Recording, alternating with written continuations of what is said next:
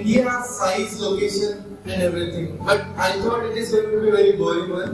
So मैंने थोड़ा interesting part लाया geography का आपके सामने. Do you know what actually it is? It is a cyanobacteria. Blue green algae, Kingdom Monera, prokaryotic. समझा कुछ? साइंस वालों को समझा, ठीक है, बाकियों को भी समझा ही होगा, सब नहीं पढ़ा है. See, अगर मैं ऐसा बोलूं, जो मैं आपको बैक्टीरिया दिखा रहा हूं, छोटा छोटा single cell, it is responsible for 50% of oxygen production of the entire world. कैसा लगेगा? मजा आएगा ना? अभी तक तो यही सुना था कि पेड़ बचाओ, पेड़ से पूरा ऑक्सीजन आ रहा है. But soon you come to know there is something called as phytoplanktons. They exist, and they are so small कि दिखते नहीं है. अच्छा, फिर आपको कैसे दिखेंगे? माइक्रोस्कोप. अच्छा, एक साथ बहुत सारे आ जाए, बिलियंस एंड ट्रिलियंस, और they will look like this. So they are called as phytoplanktons. तो ओशन लाइफ तीन चीजों में डिवाइडेड है. एक जो सरफेस में लाइफ है, दूसरी जो तैरती है, एंड थर्ड जो अबाइसल प्लेन, दैट इज बेसमेंट में है ओशन के. So that is, ocean is divided into three parts: planktons, nectons and benthos. Planktons means जो सरफेस पे, क्या लिख रहा है सरफेस पे? फाइटोप्लैंक्टन्स. इनको कौन खाता है? ज़ूप्लैंक्टन्स. ज़ूप्लैंक्टन्स को कौन खाता है? krill को आती है स्मॉल फिश को बिग फिश, बिग और बड़ी fish. And that is how your web food chain वाला system works. तो सबसे पहले इससे क्यों स्टार्ट किया? Because many of you were unaware कि फाइटोप्लैंक्टन्स जैसी चीज होती है. दूसरी होती है तो ये क्या होता है? तो यहाँ से आपके 3-4 क्वेश्चंस हो जाते हैं. First of all, why is it necessary to keep oceans clean? Number one reason, 50% oxygen supply आता है. क्या करोगे? है ना? एक टाइम पे lungs of Brazil, lungs पता है ना, lungs of the earth, Amazon, same, they are also there. बस बचपन में कभी पढ़ाया नहीं. Actually there is a small part of it. Teachers ने पढ़ाया, कभी ध्यान नहीं दिया. ये दिख रहा है नेक्स्ट ग्रिल्स, ठीक है. अब ये खाते हैं, ये होता है ज़ूप्लैंक्टन्स.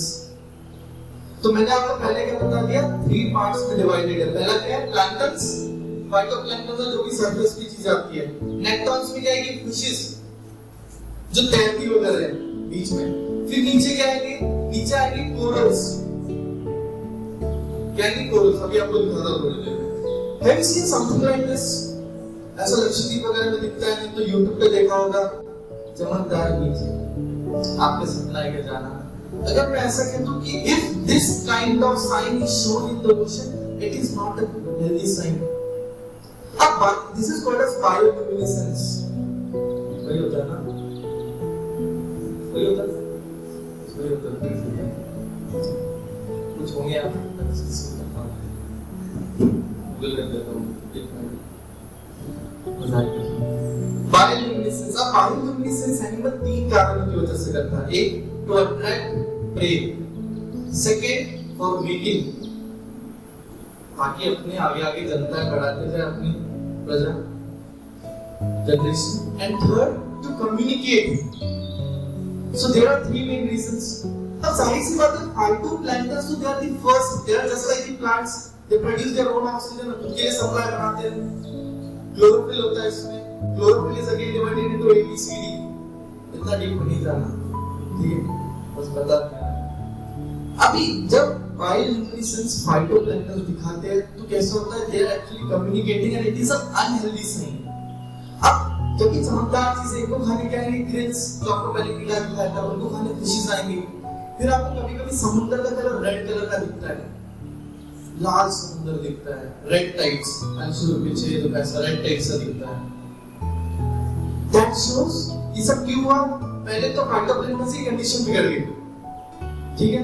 आपको बायोल्यूमिनेसेंस जैसी चीज दिखा. बायोल्यूमिनेसेंस और भी ऑब्जेक्ट्स करते हैं, जैसे जेलीफिश भी करती है. उसको टच करोगे ऐसे पैरालाइज हो जाओगे, इसको टच करोगे नहीं होगे. लेकिन it is a unhealthy sign. तो इससे क्या डेवलप होता है? Red tide. तो आपको मैंने 3 कंसेप्ट बता दिए. पहला, फाइटोप्लैंक्टन्स. पहले तो कौन सा किंगडम है? मोनेरा. मोनेरा क्या होता है? प्रोकैरियोटिक सिंगल सेल ऑर्गेनिज्म जिसका न्यूक्लियस डिफाइन नहीं होता है. तो आपको घर जाके क्या पढ़ना है? मोनेरा और क्या क्या आता है? माइकोप्लाज्म आता है, बैक्टीरिया आता है, it is a cyanobacteria, blue green algae. तो पहला तो ये चीज पढ़नी है आपको। दूसरा आपको फाइटोप्लैंक्टन्स का पूरा अच्छे से पढ़ना है कि how they contribute and what is actually happening due to ocean dumping and all. Next चीज आपको क्या पढ़नी है? What causes red type. ये ना आपके सामने उत्तर है। सो देखिए इससे 4 टॉपिक पढ़ लिए, it is just 3 minutes. So that is what smart study is. ठीक है, तो अभी देखो आपको भी पिंक बीच फ्लोरिडा का ये भी सेम चीज क्रॉस करता नहीं, क्योंकि पानी में नहीं है, it is the beach. Can you see it is the beach? ये पानी का कलर नहीं है, ये बीच का है। It is due to the calcium और अलग मिनरल्स जो डिपॉजिटेड है, उसकी वजह से कलर आता है। ठीक है, तो इसको आप रेड टाइप से ज्यादा पढ़ रहे हैं, समझ सकता हूं आपकी दुविधा। लाल कलर है, दिल्ली रात में लाल कलर, इधर लाल कलर है, ये लाल कलर का बीच, तो लाइट बहुत ज्यादा पड़ रहा है। This is a red colour, तो दिख नहीं रहा। मैं आपको पीपीटी शेयर कर दूंगा, इन लोगों के ग्रुप में बात में करता हूं, वरना फोन चलाने लग जाओगे फिर एक मैसेज आएगा, फिर खत्म नहीं दिख रहा है। ठीक है, अब नेक्स्ट थिंग, ये दिख रही खूबसूरत सी चीज, दे आर एनिमल्स। कितना पता था they are animals? Very good, zoology. ठीक है, अब एक्चुअली दे आर एनिमल्स, लेकिन आगे किसमें? पैंथोस में। आपको पता है the ocean life is divided into 3 parts. ये क्या? Coral polyps. ये छोटे छोटे एनिमल्स होते हैं जिनके ऐसे टेंटिकल्स है, फ्लैजेला कहते हैं। जितने हिलते रहते हैं, अभी वीडियो नहीं प्ले, ये लाइंस ऐसे हिलते रहते हैं मैगी जैसे, फ्लैजेला, टेंटिकल्स, डायफ्राम। ठीक है, ये कहां रहते हैं? सरफेस पे, सरफेस पे, डेप्थ पे रहते हैं। अब कोरल रीफ्स बहुत ज्यादा इंपॉर्टेंट है। क्यों? पहली चीज, ये बनते हैं आइलैंड्स के आजू बाजू, you won't find it in the middle of the ocean. ज्यादा से ज्यादा 70 मीटर की गहराई तक यू कैन फाइंड देम। दूसरी चीज, अच्छा भैया कहां मिलते हैं? मैंने कहा ये cold water and warm water दोनों में मिलते हैं, लेकिन बुक में तो लिखा था it is only available in 30 degree latitude north, 30 degree latitude south. अब ये क्या चीज है? थोड़ी देर में वो भी पता चल जाएगा व्हाट इज लैटिट्यूड वगैरह, किसमें डाउट है। तो जो भी डाउट है अपने नोटबुक में लिख दिया करो, latitude this is my doubt, today I will go home, search it and I will clear it out. Simple, दिमाग में हमेशा क्लैरिटी रखो। एक ही सेंटेंस बोलो तो हर एक सेंटेंस के वर्ड में मीनिंग ढूंढो क्या होता है। अब ये सारी चीजें कोरल पॉलिप्स ये क्यों पढ़ा रहा हूं? एक्चुअली ये जो पॉलिप होता है ये बना होता है कैल्शियम कार्बोनेट से। ठीक है, तो एक्चुअली कैल्शियम कार्बोनेट का कलर कैसा रहता है? व्हाइट। तो इतने कलरफुल क्यों है? बिकॉज़ इसके अंदर एक एल्गे रहता है जिसका नाम है ज़ूज़ैंथियोल। दोनों तरह से स्पेलिंग है, XOO और एक ZOO। XOO बहुत सारे बुक्स में मिल जाएगा आपको, ज़ूज़ैंथियोल ये एक एल्गे होता है कुछ स्पेसिफिक। अभी एल्गे क्या करता है? इसका काम है क्या? खाना बनाना और कलर दे देता है, मतलब घर को रंगीन रखता है। और कोरल पॉलिप का काम क्या है? सुरक्षा प्रोवाइड करना। सो किसका काम करता है? प्रोटेक्शन का। और ये क्या करता है? It makes the world colourful. अब ये कौन, ये क्या चीज है? ये तो कलरफुल है नहीं। अब again coral is divided into 2 parts, one is called as soft coral, another one is called as hard coral. अब आपको कॉलोनीज बनानी जिसमें मैंने स्टार्टिंग में दिखाई थी, तो उसके लिए क्या चाहिए? फाउंडेशन स्ट्रांग चाहिए, और फाउंडेशन स्ट्रांग नहीं तो that is a soft coral. तो एग्जाम में अगर ऐसा क्वेश्चन आ कि soft corals can not form a barrier reef, so it is correct. Soft corals आपको ऐसे अलग-अलग से दिखेंगे। दूसरी चीज, why white colour? White colour happens when bleaching takes place. ये वो टाइम होता है जब डाइवोर्स हो जाता है ज़ूज़ैंथियोल और कोरल पॉलिप का। वो छोड़ के चली गई घर, अब घर सूना सूना हो गया है। So that is how it looks and is it really happening? क्यों? क्योंकि अगर मैं आइडियल कंडीशंस आपको तो पहले दे देखो, warm water corals majoritively you can see the map. अब मोस्टली आपको एक कौन सी साइड दिखेंगे? It is the Pacific Ocean. वहां पे कुछ है, दिख नहीं रहा होगा बस। बैक साइड कुछ दिख रहा है यहां पे? परफेक्ट, मेरी आवाज दिख रही है ना, सुन रही है ना? कैसा बताता हूं, वो इधर अपने इंडिया के साइड में साउथ ईस्ट एशियन में यहां पे क्या है? ये सब पैसिफिक ओशन में। तो वार्म कोरल सबसे ज्यादा कहां मिलेंगे? पैसिफिक वाली साइड। अब दुनिया की सबसे बड़ी barrier reef, great barrier reef, it is on which side? वो ऑस्ट्रेलिया दिख रहा है नीचे, ऑस्ट्रेलिया नाम का कॉन्टिनेंट है, कंट्री भी है, उसका आप राइट साइड देखोगे मैप में, कौन सा राइट साइड, और डायरेक्शन वाइज बोलो तो कौन सा साइड हो जाएगा, north eastern side of Australia. वो कैसा होता है वो भी बताता हूँ, एक एक करके विल कवर। और ऊपर कितने ब्लू डॉट्स है कुछ, वो ठंडे पानी के कोरल्स। अब वो ठंडे पानी में कोरल्स कैसे आएंगे, क्योंकि नेक्स्ट स्लाइड पे next slide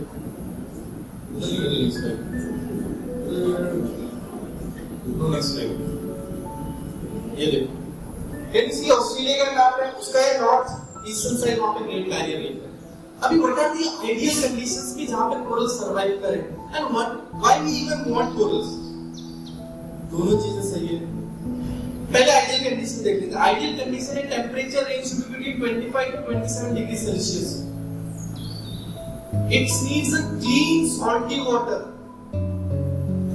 I'll remind you, it is what? Clean salty water. अगर गलती से आ गया ना ये ड्रिंकेबल वाटर में देखें सर्वाइव तो गलत हो जाएगा। तो मतलब वो कितने सेंसिटिव है, हल्का सा अगर पानी ज्यादा आ गया तो सर्वाइव नहीं कर पाएंगे। अब इंडिया में अगर आपको कोरल रीफ का मैप याद करना है तो ये कैसे याद करोगे? आप सिंपल सी बात है, बे ऑफ बंगाल साइड हमारी सारी नदियां आपके ड्रेन करती है, see Ganga, Brahmaputra, Mahanadi, you can even see the Godavari, सब इस साइड है, कावेरी, कृष्णा। तो इस साइड क्या हो रहा है, warm water is getting mixed. अगर warm water is getting mixed तो वहां पे कोरल्स बनेंगे नहीं। तो ज्यादा कोरल्स आपको कौन सी साइड दिखेंगे, on the western side of India. तो एक तरह से आपका मेंस आंसर राइटिंग के लिए इजी हो जाएगा कि on which side you found and what is the reason for it.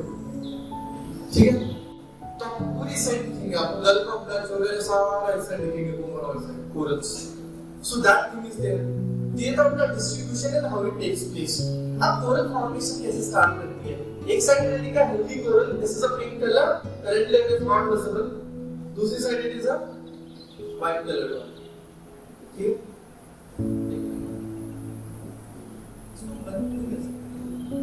ध्यान के लिए ले रहा, लेकिन देख लो, दिख रहा है। This is what I showed you. फिर ये पीचेस, ये वाला कलर ऐसे क्यों आता है, then about this corals, then flagella of this soft coral, नीचे क्या होता है, दिस मैप। ठीक है, अभी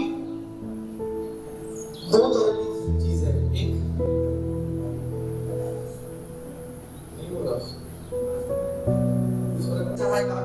क्लीन कर दिया, सेकंड्स। ठीक है, ज्योग्राफी के लिए एक और आज बताना है थाउजेंड्स ऑफ इयर्स। ठीक है, तो इसके हिसाब से कुछ चीजें बहुत फास्ट होती है, कुछ स्लो। इसलिए आज मैं माउंट एवरेस्ट को लेकर आपको 78 million years ago their formation started, still we call them young old mountains। अब ज्योग्राफी के लिए अभी भी यंग है, ऐसी चीजें होती है। अभी जो ये चीज है about this coral formation, earlier सबसे पहले तो बेसिक रीफ फॉर्म होती है, that is called as fringing reef, FRING। ठीक है, फ्रिंजिंग रीफ। अब जो फ्रिंजिंग रीफ होती है वो कहां पे फॉर्म होती है, they will form around the mountains और अराउंड द कोस्टल एरिया। अब धीरे धीरे उसका काम क्या है, पूरा गोला मारना, पूरा चक्कर मारना। So actually there are only two types of reef formation, one is called as fringing और दूसरा होता है एकदम पूरा गोला, that is atoll। अब तो क्या आपने बैरियर का नाम भी सुना है, बैरियर है एक्चुअली फ्रिंजिंग रीफ, बहुत सारी कॉलोनीज, जैसे रो हाउसिंग होता है, एक के बाद एक घर, दो तरह की कॉलोनीज बन गई। तो एक्चुअली कितनी तरह के दिखेंगे आपको, फ्रिंजिंग और ये सबसे रेयर कौन सा है, बैरियर रीफ। तभी तो ग्रेट बैरियर रीफ, ऐसे कितने बैरियर रीफ्स का नाम सुना है। अच्छा, अटोल कहां पे, नाउ सी दिस थिंग। अभी हवा से आपको ऐसा दिखेगा, देखो उसका कलर अलग लग रहा है, that is how it looks like. अभी ये ऐसी चीज कहां देखा है, मालदीव्स में देखो, लक्षद्वीप में देखा होगा, टाइगर श्रॉफ के फोटो में दिशा पड़ती है, ऊपर से ऐसा दिखता है, can you see blue patches. तो स्टार्टिंग में क्या हो रहा है, it is a fringing reef, लेकिन बहुत सारी कॉलोनीज एक साथ है तो इट विल बिकम बैरियर। और पूरा गोला मार दिया तो अटॉल, पूरा गोला मार दिया तो क्या बनेगा, अटॉल। अब there is thing called as what is called as true atoll. True atoll का मतलब है कि आपका माउंटेन गायब हो गया। अबे गायब कहां हो गया, बहुत खा गया इसको, इरोजन। ईयर्स ऑफ इरोजन से क्या होता है, ऊपर जो माउंटेन का सरफेस है गायब हो जाता है। ज्योग्राफी में there is a term called as guyot forest. Diode GUYOD। अब हर एक चीज सिंगल लेना तो नहीं पाएगा, आप लिख लो, सर्च कर लेना, ठीक है। अभी ये देखो धीरे धीरे किस तरह से आपका गायब हो रहा है। स्टार्टिंग में देखो फ्रिंजिंग रीफ फॉर्म हो रही है, फिर धीरे धीरे देखो पूरा एनसर्कल हो गया, पूरा एनसर्कल हो गया, पूरा ऐसा गोला बन गया। तो that is used called as what, lagoon. तो ज्योग्राफी में लगून का मतलब क्या है? It is a part of water body but it is differentiated from the main water body through some formation. किसी भी चीज का हो सकता है, लेकिन पानी दोनों का कनेक्टेड रहता है। तो लगून बेसिकली क्या है? बस आपने ऊपर से ड्राइंग जैसा कुछ बना दिया और ऐसा लगता है कि पानी अलग है, लेकिन ये पानी अलग है क्या? नहीं, ओशन का पानी है उसमें, ठीक है। So that it forms a what, lagoon. तो एग्जाम में ऐसा क्वेश्चन आ गया कि टू अटॉल फॉर्म्स लगून। तो यार लगून तो अलग से पढ़ा था, अटॉल अलग से पढ़ा था, यूपीसी दोनों का ऐसे मिक्स वेज बना के देता है, ठीक है। So it will be a true statement. अभी देखो this is how it looks.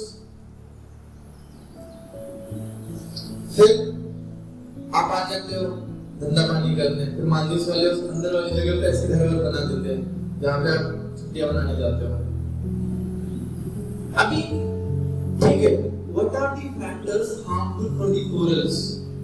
क्या दिख रहा है? Starfish and urchins. So which all things are harmful for the corals? सबसे पहले तो ह्यूमन बीइंग, दूसरा स्टारफिश एंड अर्चिन्स, ठीक है। बहुत इंपॉर्टेंट क्वेश्चन है कि हार्मफुल चीजें क्या क्या है जिससे आपकी कोरल रीफ खत्म हो सकती है। अच्छा, कोरल रीफ खत्म हो रही है, this is how the thing is there, this is called as mass bleaching. अब मास ब्लीचिंग के 3-4 कारण है। पहला, वाटर कंटेंट ठीक नहीं मिला, ज्यादा धूप लग गई, बिकॉज़ 27 डिग्री सेल्सियस से ऊपर टाइम के नहीं जाना चाहिए टेंपरेचर, तो ग्लोबल वार्मिंग की वजह से सबसे पहले असर इस पे दिखेगा। So it is very easy to indicate whether the global sea temperature is rising और not, because it acts like a bio indicator. आपके घर के आजू-बाजू बटरफ्लाइज आ रही है, मतलब आपके घर के आजू-बाजू एयर अच्छी है।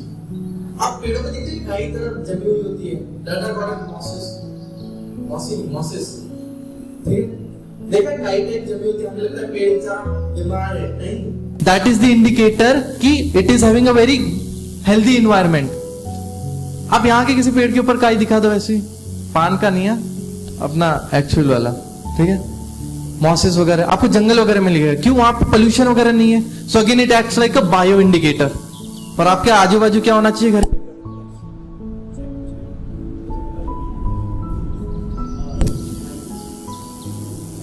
ये आवाज क्या आ रहा है?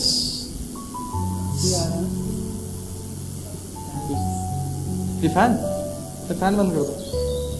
हाँ,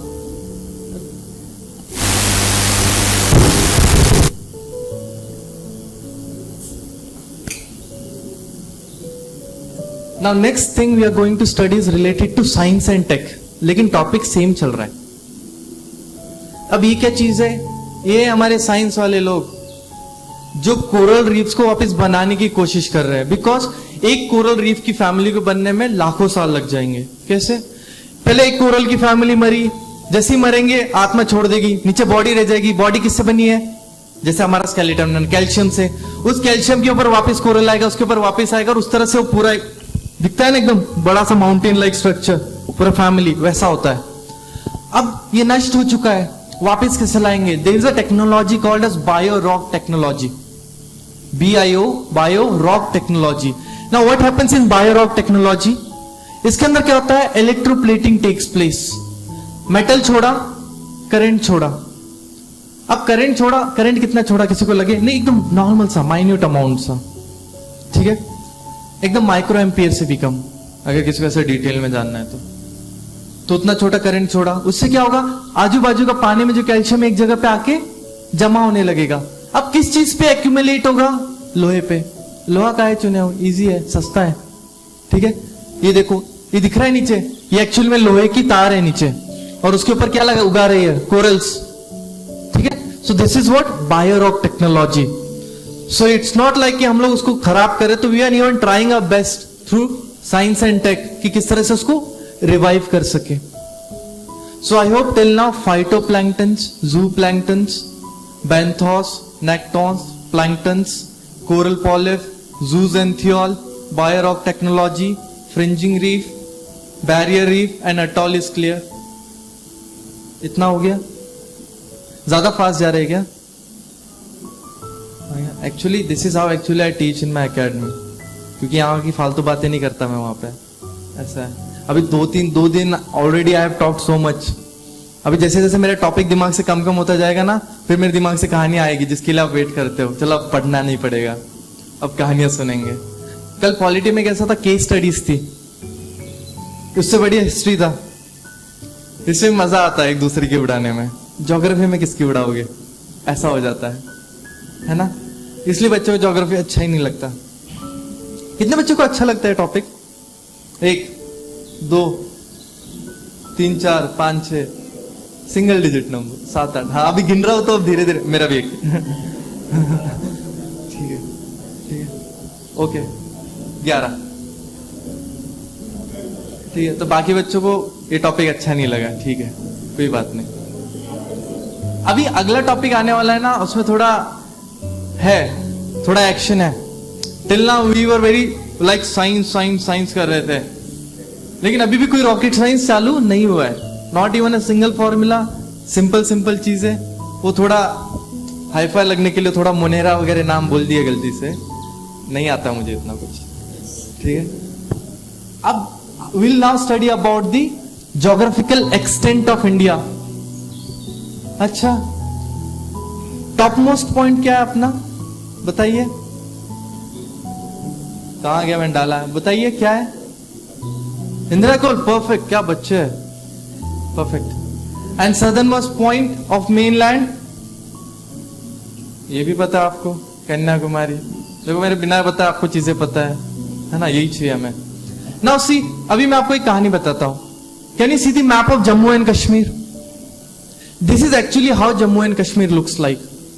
Left part captured by POK, Pakistan के पास है। Right part Aksai Chin 1962 war, it is with China। और एक छोटा सा देख रहे हो ऊपर ब्राउन कलर का, ये पाकिस्तान ने जैसे मुंबई की से दहेज में दे दी थी पोर्चुगीज ने मुंबई को, सॉरी इंग्लिश को, उस तरह से पाकिस्तान ने कहा ये लो हमारी तरफ से। अब इंडिया के पास एक ही पॉइंट है, this highest in altitude battlefield, that is called as Siachen Glacier, NJ9842, last point। अभी एक्चुअली पहले हमें पता ही नहीं था कि ऐसी भी कोई चीज एग्जिस्ट करती है। यहां से एक रिवर बहती है, शोक और नुब्रा, शोक SHYOK, शोक रिवर। अब यहां पे एक सल्तोरो ग्लेशियर है। अब इंडिया वालों ने कहा था सल्तोरो ग्लेशियर की उस साइड पाकिस्तान, इस साइड हमें। उसने कहा अच्छा, लेकिन किसी ने जाके चीज नहीं की। फिर जर्मनी के कुछ लोग आए, उन्होंने कहा हमें ट्रैक करना है, एक्सपीडिशन करना है। कहा? सियाचिन में, जाओ करो। फिर वहां पे जर्मन लोगों ने मेजर वगैरह किया, तब जाके पता चला इतना सिग्निफिकेंस कोई फील्ड है, हाईएस्ट लेवल है, इजी हर एक जगह से, लेकिन उतनी डिफिकल्ट भी है। फिर 1984 में we ran operation Meghdoot under president Zail Singh and prime minister Indira Gandhi. अब आपको पता चलेगा इंदिरा गांधी को ऐसी गालियां देते रहते थे ना, अभी देखो कितनी अच्छी अच्छी बातें बताता हूं उनकी। इंदिरा गांधी के अंदर उस साइड आर्मी की तरफ से ब्रिगेडियर कौन थे, अभी जेल में कौन पड़े उनके, नवाज शरीफ, तब आर्मी में ब्रिगेडियर थे वो। तो चीजें कैसी टसल चल रहा था कि कौन उससे पहले चढ़ेगा और कौन कैप्चर करेगा। अब कैप्चर को ले, लेकिन रहना बहुत मुश्किल है। क्यों? एक सॉक्स कितने का खरीदते हो तुम लोग? 40 रुपए, 50। एडिडास का 150, 200, 300, 500, 1000 के ऊपर का कोई सॉक्स पहनता है यहाँ पे? 2000। मैं बोलूं कि 11,000 का एक सॉक्स खरीदना पड़ता है यहाँ के लिए, मेड इन स्विट्जरलैंड, आर्मी वालों को। एंड स्टिल वो सॉक्स को भी ऐसे थोड़ा उंगली को ऐसे हिलाए ना, फ्रॉस्ट बाइट हो जाता है। और फ्रॉस्ट बाइट में उंगलियां काटनी पड़ती है, जैसे अखरोट कैसे तोड़ते हो वैसे उंगलियां काटनी पड़ती है। That is the condition there. Science के हिसाब से ह्यूमन बीइंग वहां पे एग्जिस्ट नहीं कर सकता। Indian army still trying. 6 महीने से ज्यादा इंडियन आर्मी वाले भी टिक नहीं पाते, और अपने जैसे लोग एक दिन में खत्म, क्योंकि अपना काम बस बोलना, वहां पे माइंड थोड़ी चलेगा। मतलब खत्म, ऐसी चीजें। एक दिन का खर्चा 5 crore on record. Why? Because in budget जो चीज आप अपने इंटेलिजेंस के लिए पैसा खर्च करते हो वो शो हमें नहीं करना पड़ता है। मतलब रफली अमाउंट ले लो 15 करोड़ एक दिन का। If you ever visit Jammu and Kashmir, दिन रात फायरिंग चलती रहती है। यहाँ चलते ये ले तेरी, वो ले तेरी, ऐसे एक दूसरे को गाली देते। पाकिस्तान वाले भी उतने जितने इंडिया वाले। इंडिया वाले मस्त ये चलना लगाना और शेलिंग करते रहते। पाकिस्तान वाले कम नहीं, वो कहते अच्छा हम 4 फेंकेंगे, अच्छा 4 ही बस, हमारा बजट ज्यादा है 20 फेंकेंगे। That is what actually goes on. Time pass shelling वगैरह चलती रहती है बस ऐसी चीजें।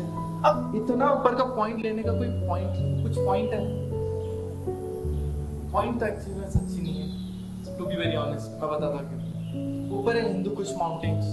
अब उस साइड पहली बात तो कोई चढ़ नहीं पाता, एग्जिस्ट करना तो दूर, but why we are still there? जमीन है ना, महाभारत भी इसलिए हुई थी और इज्जत है तो सस्टेन करना पड़ेगा। But what can we do now? Currently we are having, क्या बोलते हैं इसको, drones, UAV, unmanned aerial vehicles.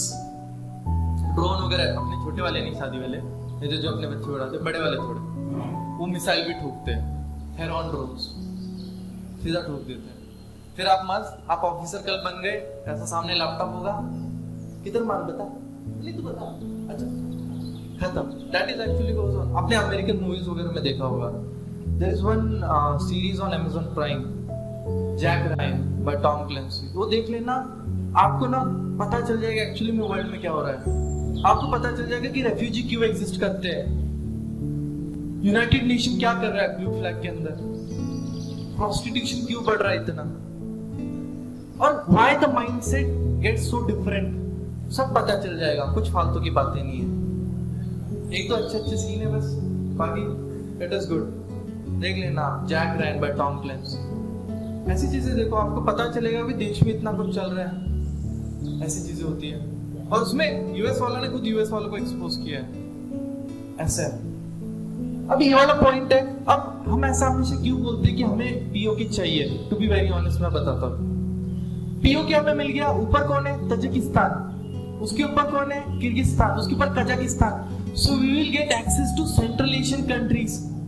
वो पाकिस्तान की वजह से हमें एक्सेस मिल पाता है क्या? नहीं मिल पाता। अगर मैं आपको मैप भी दिखाऊं, ये शेड है ना,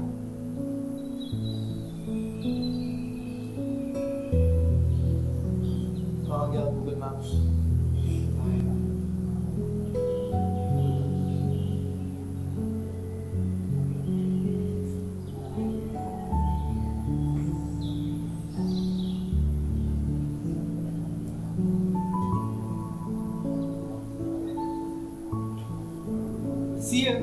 अगर मान लीजिए पाकिस्तान नहीं होता, या फिर हमारे पास उस पीओके भी होता, ये ऊपर वाला पार्ट, ठीक है, ये वाला पार्ट, अगर हमारे पास ये वाला पार्ट भी होता तो we would have been having the access to Afghanistan. Because currently actually अगर देखा जाए, एग्जाम में क्वेश्चन आ गया ना, Afghanistan share border with India, we say yes, we actually share. लेकिन देखा जाए तो असली में क्या नहीं, क्यों? पीओके वाला रीजन है। बीजेपी का वादा है कि पीओके लाएंगे, इस चुनाव का था, देखते हैं अभी चुनाव खत्म होने से पहले आ गया तो आ गया, लेकिन अभी का कोई फायदा नहीं है एक तरह से। क्यों? वहां के लोगों की डेमोग्राफी चेंज कर दी है। अब वहां पे उन्होंने कट्टर पाकिस्तानी बिठा के रखे हैं, मिलिटेंट्स। तो आप ले भी आओगे तो क्या बढ़ेगा? नक्सलवाद, इंटरनल वायलेंस, फिर इंटरनल डिस्टर्बेंसेस आएंगे through armed rebellion, national emergency, article 19 suspend नहीं होगा। That is how things will take place. अब ये पॉइंट तो हमारे पास है नहीं, ऐसी चीजें होती है। अब मैंने बता दिया कि वो पॉइंट हमारे पास होता तो we would have been having the access। अब एक्सेस क्यों चाहिए? और किसी का क्वेश्चन आया बैक से कि एक्सेस क्यों चाहिए? अच्छा क्वेश्चन है। एक्सेस इसलिए चाहिए बिकॉज़ कजाकिस्तान से हमें डायरेक्ट यूरेनियम मिलेगा। ये उज्बेकिस्तान, तुर्कमेनिस्तान ऑलरेडी इनकी इकोनॉमी कुछ करती नहीं है, वहां पे जाके अपना सामान बेचेंगे, व्यापार करेंगे, वहां से नेचुरल गैस वगैरह लेंगे। और क्या चाहिए? ये सारी चीजें तो चाहिए हमें। डायरेक्ट सोर्स मिल रहा है नेचुरल गैस वगैरह का, सीधा यहीं से यहीं से रशिया के लिए भी चले जाते, इजी पड़ता ना।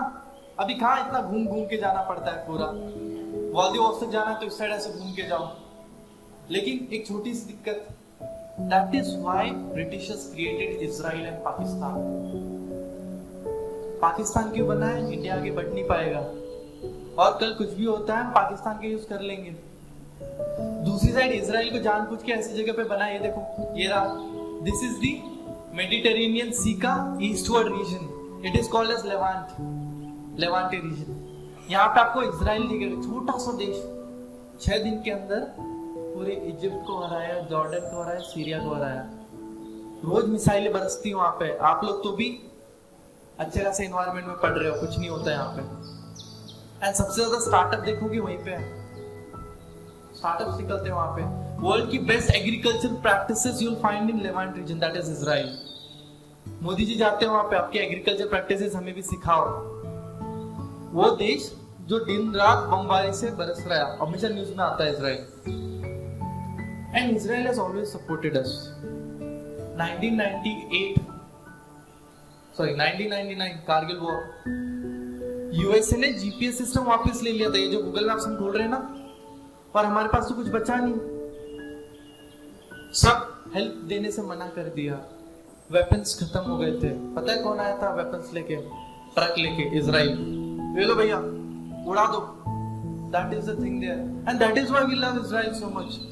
It is not because they are Jewish or something, and they also love us. Why? Battle of Haifa. हमारे लोग वर्ल्ड वॉर के टाइम पे इंडियंस वर आल्सो देयर, घोड़े पे चढ़ के बजाया था इन लोगों को, एक्सिस पावर को, हाइफा में।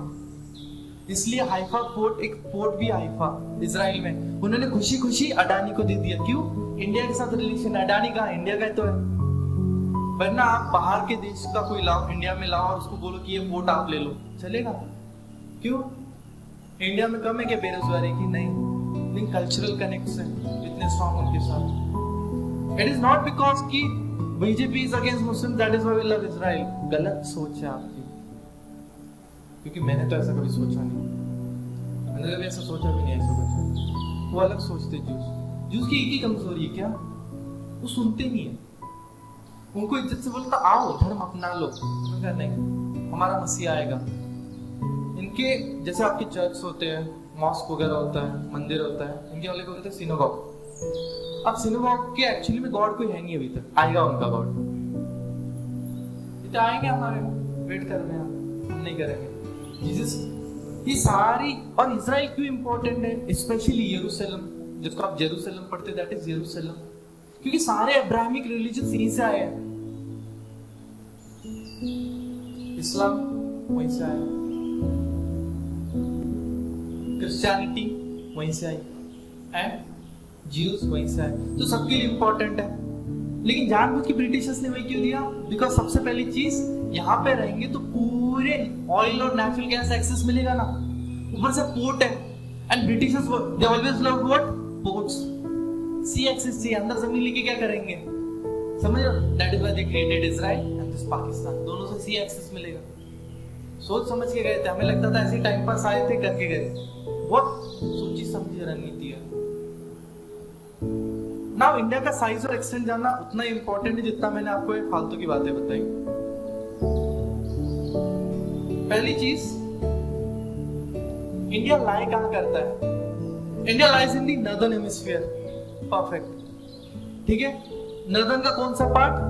North eastern hemisphere.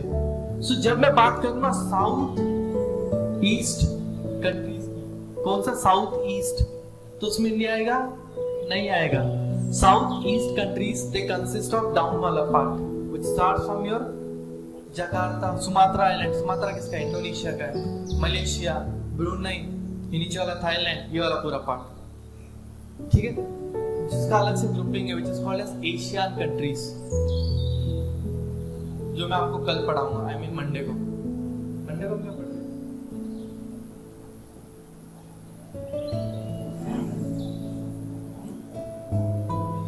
मंडे को हम पढ़ रहे हैं इंटरनेशनल रिलेशंस। मतलब उसमें लिखना कम है, मेरा गला ज्यादा दुखेगा, आपको मस्त बैठ के सुनना है, नहीं सुनना तो फोन चलाना है, लेकिन सुनने लायक टॉपिक है मतलब। और उसी दिन होगा हमारा करंट अफेयर्स भी, सो भी आपको पता चलेगा। जो मैंने बोला था ना, बहुत बच्चों को कंफ्यूजन है कि करंट अफेयर्स एक्चुअली में निकालने कैसे हैं, मैं आपको एकदम लाइव दिखाऊंगा मैं कैसे निकालता हूँ, फिर आप भी निकालते बैठना, कोई इशू नहीं मुझे, और निकाल लोगे तो मुझे भी भेज देना, ठीक है, I will be very happy. So ये चीज तो हमें पता चल गई कौन से रीजन में। दूसरी चीज, हम मिडल ईस्ट वर्ड यूज करते रहते हैं इराक और सीरिया के लिए, but actually that is not Middle East, that is West Asia. So ये टर्मिनोलॉजी आपसे यूज करना बंद कर देना अगर आपने ध्यान से सुना है तो। So there is nothing called as Middle East, it is West Asia.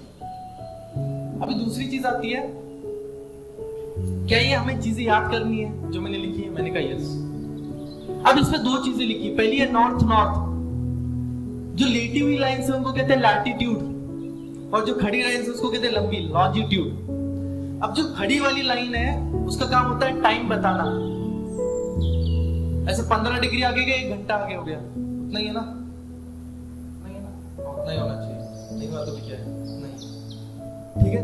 अभी इसलिए आप देखोगे ईस्ट, जहां पे भी ईस्ट ईस्ट लिखा हुआ है, ईस्ट क्यों लिखा है? ईस्टर्न हेमिस्फीयर, तो सीधी सीधी लाइन है। तो वहां पे देखो गुजरात के पास लिखा है 68 डिग्री 7 मिनट ईस्ट, और आगे क्या लिखा है? 97 डिग्री 25 ईस्ट।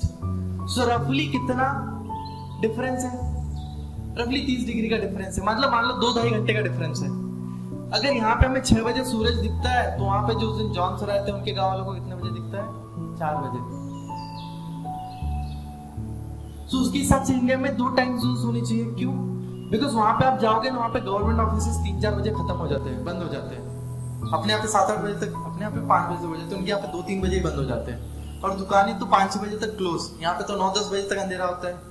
तो 4-5 बजे कहते हैं बहुत अंधेरा हो गया। हाँ, सुबह 4 बजे चालू किया था जिंदगी, ऐसा होता है। तो उसके हिसाब से अभी भी मांग चल रही कि there should be 2 time zones in India. तो आपको मैंने और एक चीज डाल दी आपके दिमाग में, why there should be 2 time zones in India. अभी टाइम जोन एक ही है, पढ़ा होगा आपने। कहाँ गया वो मेरा मिर्जापुर वाला? 82 डिग्री 30 ईस्ट, ये देखो 82 डिग्री 30 ईस्ट। ये वो टाइम जोन है जो हम मान के चलते हैं कि भाई हम इस पे ही चलेंगे, जिसको आपके वॉचेस पे लिखा रहता है ना +5:30 GMT। ये दिखा होगा आपने मुझे, छोटे से छोटा फोन होगा ना नोकिया, उसमें भी दिखता है। मैंने सबसे पहले बचपन में उसमें देखा था, +5:30 GMT। अभी मेरे पास वही फोन है, ये फोन मेरा नहीं है।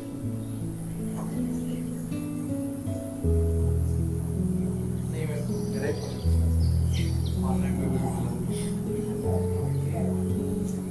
नाउ सी, अभी आपको याद क्या कर रखना है कि आपका इंडियन स्टैंडर्ड मेरिडियन है, ये किधर किधर से गुजरता है, कहां से इट पासेस थ्रू। तो सबसे पहले आपके दिमाग में क्या आएगा? मिर्जापुर, तो यू। दूसरा कौन सा है? मध्य प्रदेश। तीसरा छत्तीसगढ़। चौथा Orissa, and 5th is Andhra Pradesh. दिख रहा है? So this is very must. ये बड़ी बेसिक चीज है। अगर ऐसा क्वेश्चन आ गया आप वहां पे मार्क लूज करते हो तो इससे शर्मनाक बात कुछ और नहीं है। और एक चीज है, मिर्जापुर क्यों इंपॉर्टेंट है? क्यों? Because earlier it was a center for, वो काली भैया देखा है ना मिर्जापुर, actually में it was a center for Kali cotton textile industries। लेकिन soon Britishers made Bengal it, तो सबसे ज्यादा हार्म किसको हुआ था? मिर्जापुर को, वहां की टेक्सटाइल इंडस्ट्रीज को। तो उसमें जो स्टोरी बताई ना कालीन भैया की, that is true.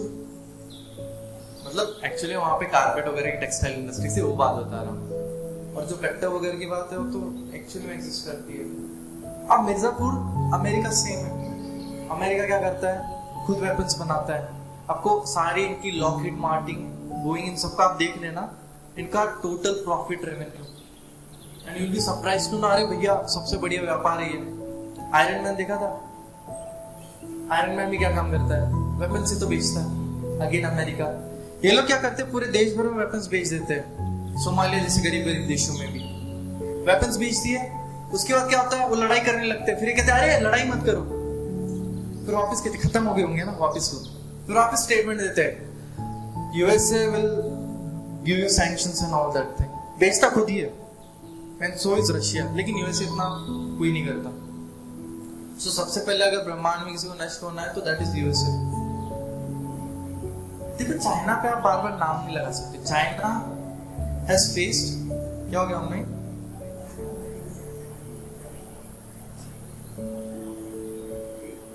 See, China has faced 100 years of humiliation. Japan जैसा छोटा देश है, उसका बैंड बजा के गया है। शुरुआत दोनों ने स्टार्ट में की थी, लेकिन वो अलग लाइन पे चला गया। अगर हम उस लाइन पे गए होते तो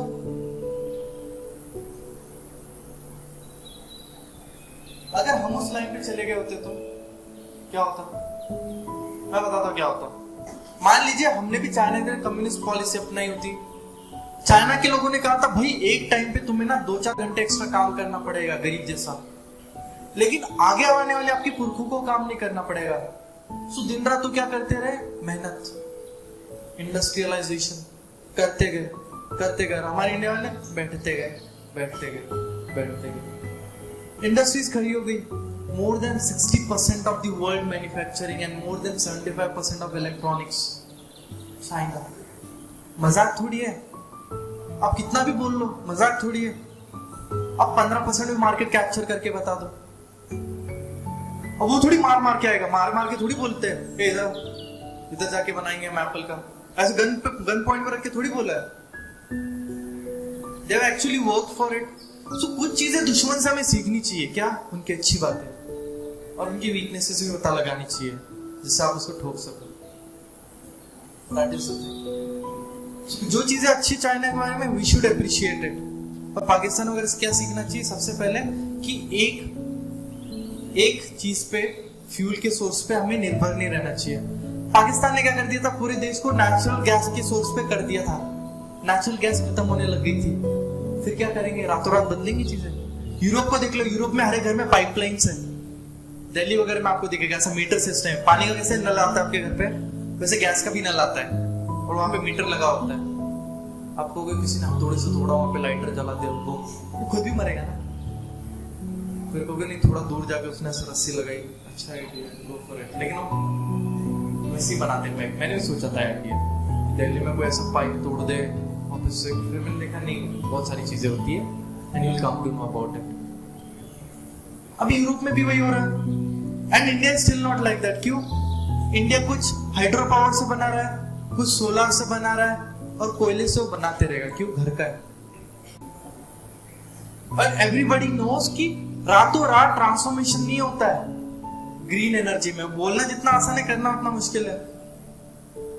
आप एक दिन कचरा नहीं फेंकोगे, 2 दिन नहीं फेंकोगे, मान लो कचरे की गाड़ी नहीं आ रही, कचरा जलाओगे नहीं, ये घर के अंदर सजा के रखोगे। आपने एक दिन वो बैग का साइड वाला चेन उसी के लिए दिया रहता है, कचरा जमा करने के लिए। Specially in EPS I learned one thing कि साइड वाला बॉटल रखने के लिए, कचरा जमा करने के लिए। और मैं कॉलेज टाइम पे भी वही करता था। लोग अपना कचरा भी उसमें डाल देते, मैंने कहा कोई नहीं, ठीक है, वो बात अलग है, कोई डाल नहीं पाता। मैंने बोल दिया, डाल दिया। बस लड़का तो कोई डाल नहीं पाता था, लड़कियां प्लीज डाल दे, डाल दीजिए, क्या करेंगे? लड़का क्यों डालेगा? वो मार नहीं खाएगा, 2-4 गालियां खाएगा। अब ये सारी चीजें, अभी इंडिया का आपने ये पढ़ लिया। अभी नेक्स्ट चीज है आपके most strategic thing, that is Andaman and Nicobar islands and Lakshadweep, जिसके बारे में मैंने ऑलरेडी आपको पहले ब्रीफ कर दिया है। अगर मैं आपको इसका ध्यान से चीजें बताऊं कि अभी देखो, ये दिख रहा है आप लोगों को? ये देखो, ऐसे आप करोगे मेजर डिस्टेंस, इधर सामने इधर तक का डिस्टेंस मेजर किया, कितना है? 322 किलोमीटर। वो दिख नहीं रहा, सॉरी, इट इज 322 किलोमीटर। अच्छा, इंडिया से कितना है? 1800 किलोमीटर से ज्यादा। तो कायदे से ये तो म्यांमार को मिलना चाहिए ना? सही बात है कि नहीं? मतलब एक आइलैंड जो बस म्यांमार से रफली 300 किलोमीटर दूर है, this is the same distance जो हमारा लक्षद्वीप से केरला का है, इंडिया का है, तो वहां मिलना चाहिए। So geographically it is a part of Indo Burma plate, ठीक है, it is a part of Burma. लेकिन Burma is actually the eastward extension of Himalayas. आप समझे मेरा पॉइंट? नहीं समझे? वापस बताओ। ये वाला पार्ट है, ये एक्चुअली पहले कनेक्टेड था, बीच वाला पार्ट डूब गया, बीच वाला पार्ट क्या हो गया? सबमर्ज हो गया। सो ज्योग्राफी के लिए देखिए तो किसका पार्ट है? बर्मा प्लेट का, म्यांमार का। लेकिन जो म्यांमार वाला पार्ट है जो बना है, वो एक्चुअली कब बना है? जब हिमालयस का फॉर्मेशन हुआ था। तो एक्चुअली में ये क्या है? ईस्टवर्ड एक्सटेंशन ऑफ हिमालयस है। और हिमालयस ऑलरेडी किसके हाथ में है?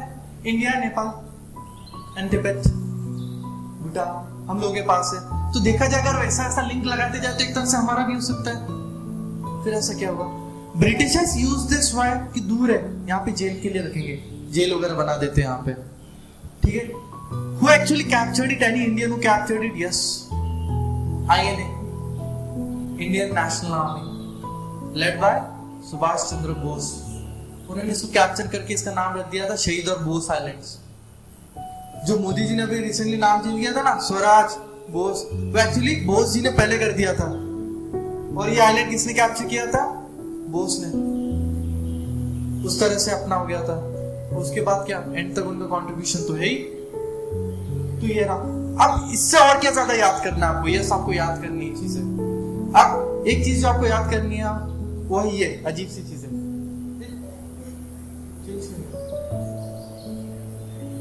क्लियर नहीं दिख रहा? क्लियर दिख रहा है क्या?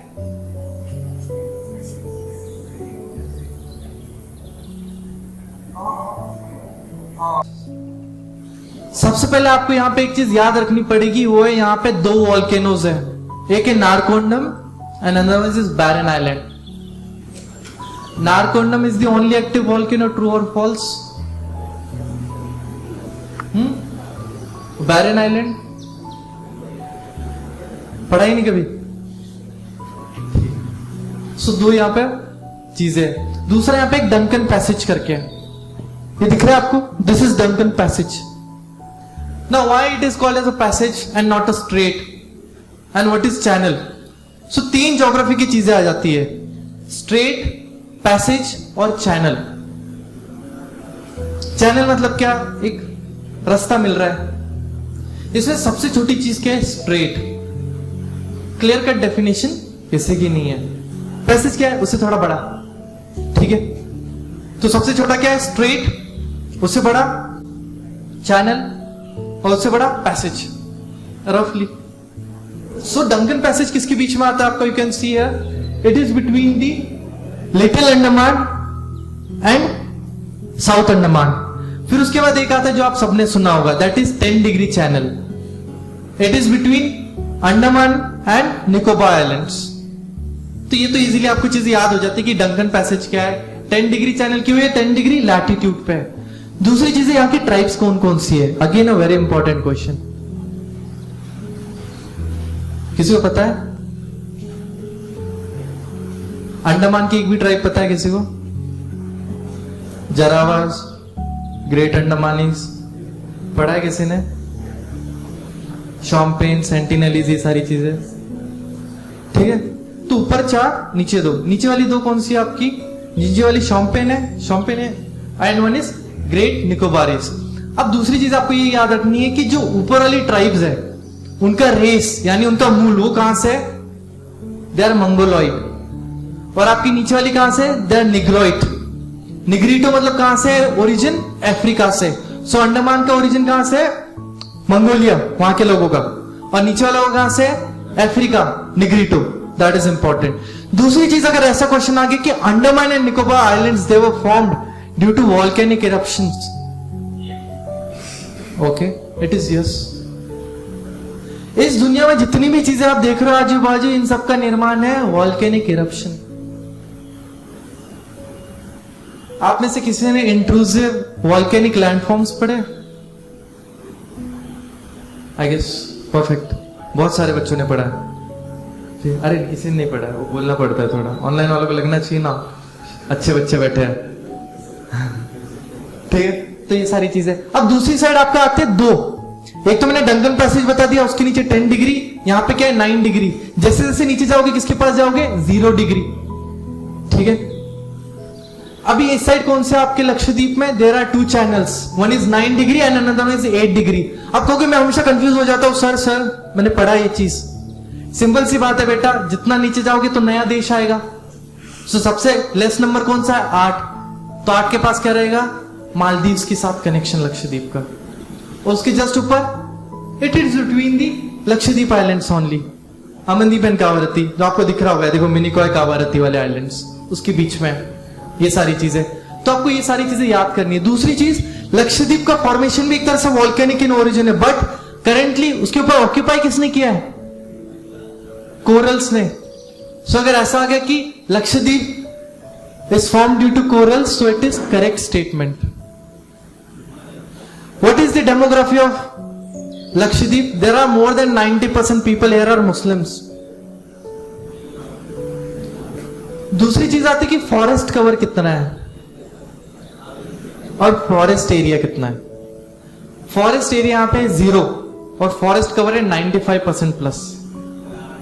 अभी चीजें क्या होती है, अगेन डिफिकल्ट टॉपिक, सिंपल भाषा में बताता हूं हिंदी में, कि लक्षद्वीप में फॉरेस्ट ना के बराबर है. लेकिन जब देखते हैं, अब एरिया बहुत छोटा सा है, 36 किलोमीटर स्क्वायर का एरिया है, छोटा सा एरिया है. सो कभी एग्जाम में भी आगे कि स्मॉलेस्ट यूनियन टेरिटरी कौन सी? It is Lakshadweep. सबसे छोटी यूनियन टेरिटरी कौन सी है? लक्षद्वीप. ऐसी चीजें. दूसरा मैंने आपको बाकी चीजें बता दी उसकी, ठीक है. एक मिनट.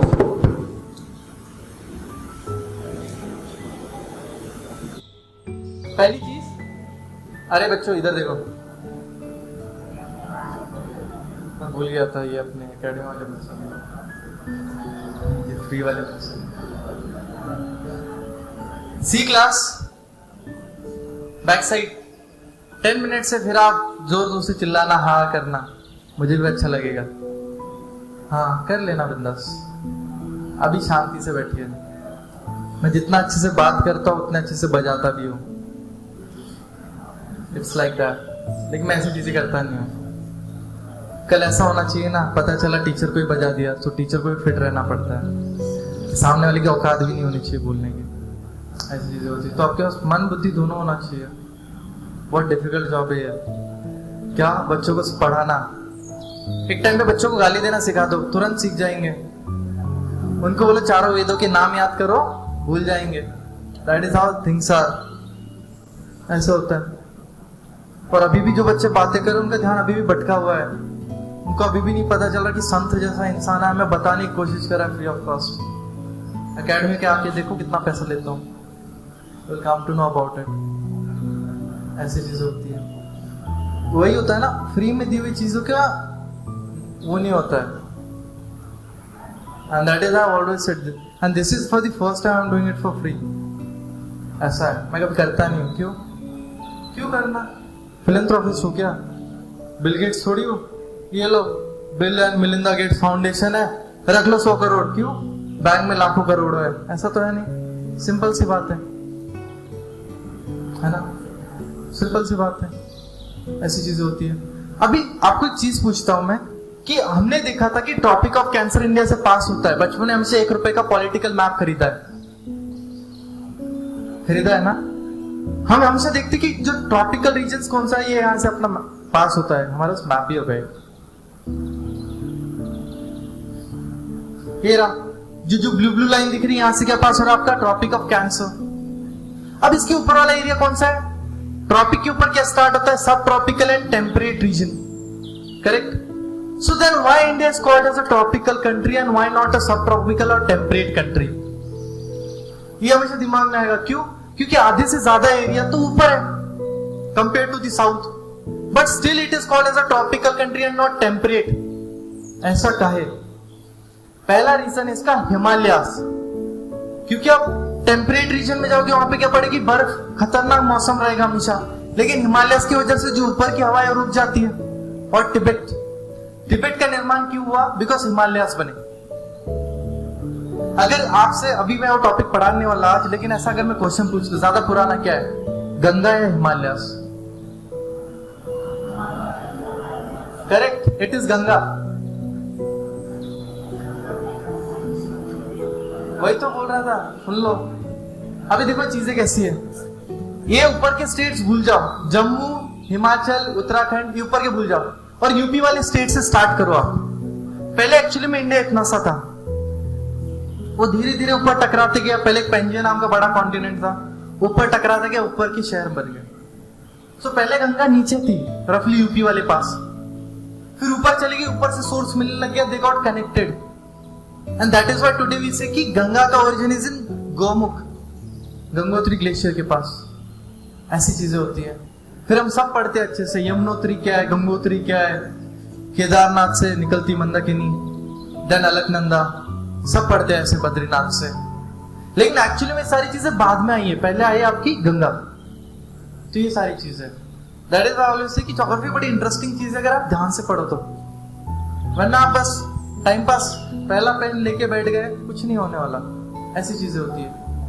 सो ये वाली चीज है। अब क्यों है India tropical country? Because it is bounded by the Tibet and Himalayas. Tibet और हिमालय से इट इज बीइंग बाउंडेड। तो उसकी वजह से क्या होता है इसका,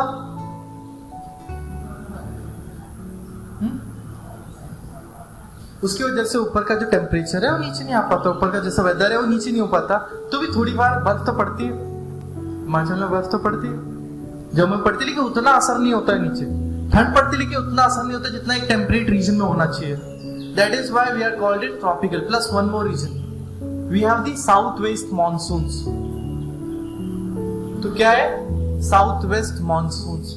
अब जब मैं मॉनसून पढ़ाऊंगा आपको ब्रेक के बाद, आपको पता चलेगा इतनी सारी पॉजिटिव चीजें होने के बाद बारिश होती है तो you will even find its value. वरना बचपन में इतना सुना होगा कि धरती गर्म हुई, बादल आए, वर्षा हुई, हैप्पी मॉनसून। अगर मैं एक्चुअली में बता दूं कि मॉनसून एक पीएचडी लेवल का टॉपिक है, मॉनसून के ऊपर अलग से बुक है पूरी। क्यों? मॉनसून के ऊपर बहुत सारे फैक्टर्स है यार, जो मैं आपको ब्रेक के बाद पढ़ाऊंगा, ये सारे चीजें। तो टिल नाउ जो जो चीजें मैंने पढ़ाई उसमें किसी कोई डाउट है? Back side, frontal side, front,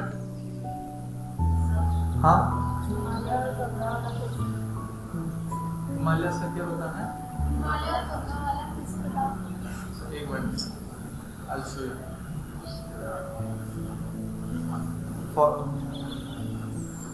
Formation of Himalayas तथा पेंजिया नाम का, उसका एक फोटो दिखाता हूं आपको।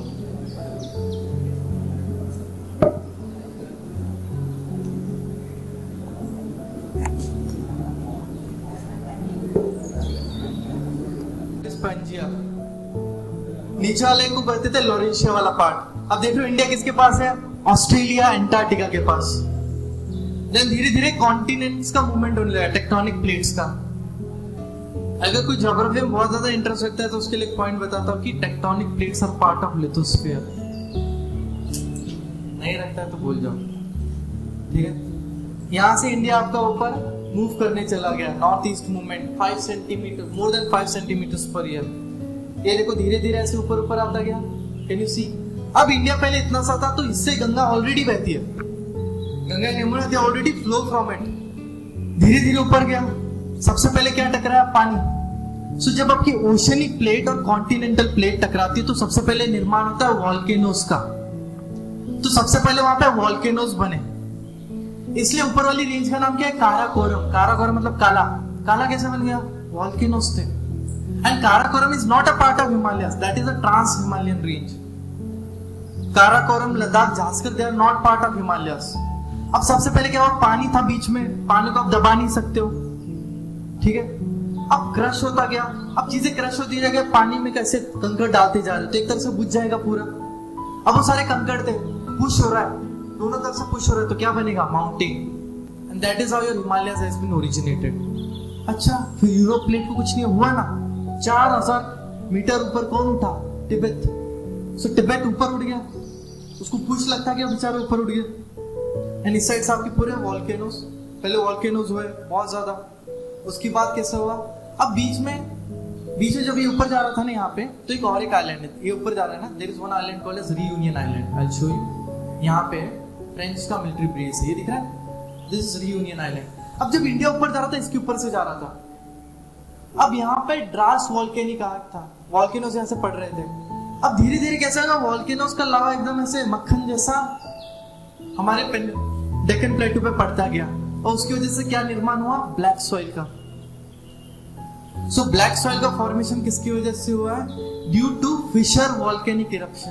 Now what is fissure? Again you have to study the different types of volcanoes. Fissure होता है एकदम आराम से मक्खन जैसा, बिना फूटे। दूसरी चीज, why it has a black colour? Because of presence of titaniferous mineral. ये सारी चीजें मैं आपको ब्रेक के बाद बता देता हूँ। आपको भूख लगी होगी, हैव समथिंग, बी सीटेड, ठीक है। बाकी कोई डाउट हो तो आप पूछिए। देखिए, अगर आप, सिंपल सी बात है, मैं एक ही सोचता हूँ, आप फर्स्ट ईयर वाले हो, सेकेंड ईयर वाले हो, थर्ड ईयर वाले हो, मिनिमम 12 साल पढ़ा है। अगर आपको इतनी शिक्षा ने अगर एक क्वेश्चन पूछने लायक नहीं बनाया ना, तो गलत कर दिया आप लोगों को। आप पढ़ नहीं रहे हो जिंदगी में, सिंपल सी बात है। मतलब 12 साल पढ़ने के बाद भी आपको एक क्वेश्चन पूछने लायक कॉन्फिडेंस नहीं दिया है, it means somewhere it has gone wrong, और कुछ नहीं कर पाओगे आप कायर बनोगे। जो बच्चे अभी भी सोचते हैं, ऐसे बच्चों में कावड़ बुलाता हूँ, इतना याद रखना। मतलब 12 साल हो गए पढ़ा के, और ऊपर से 3 साल हो नर्सरी, उसके बाद क्या होता है LKG, UKG, वो सारी चीजें। फिर फर्स्ट ईयर हो गया, फर्स्ट ईयर वाले कुछ बच्चे, कुछ सेकेंड ईयर वाले, कुछ थर्ड ईयर वाले। क्या फायदा?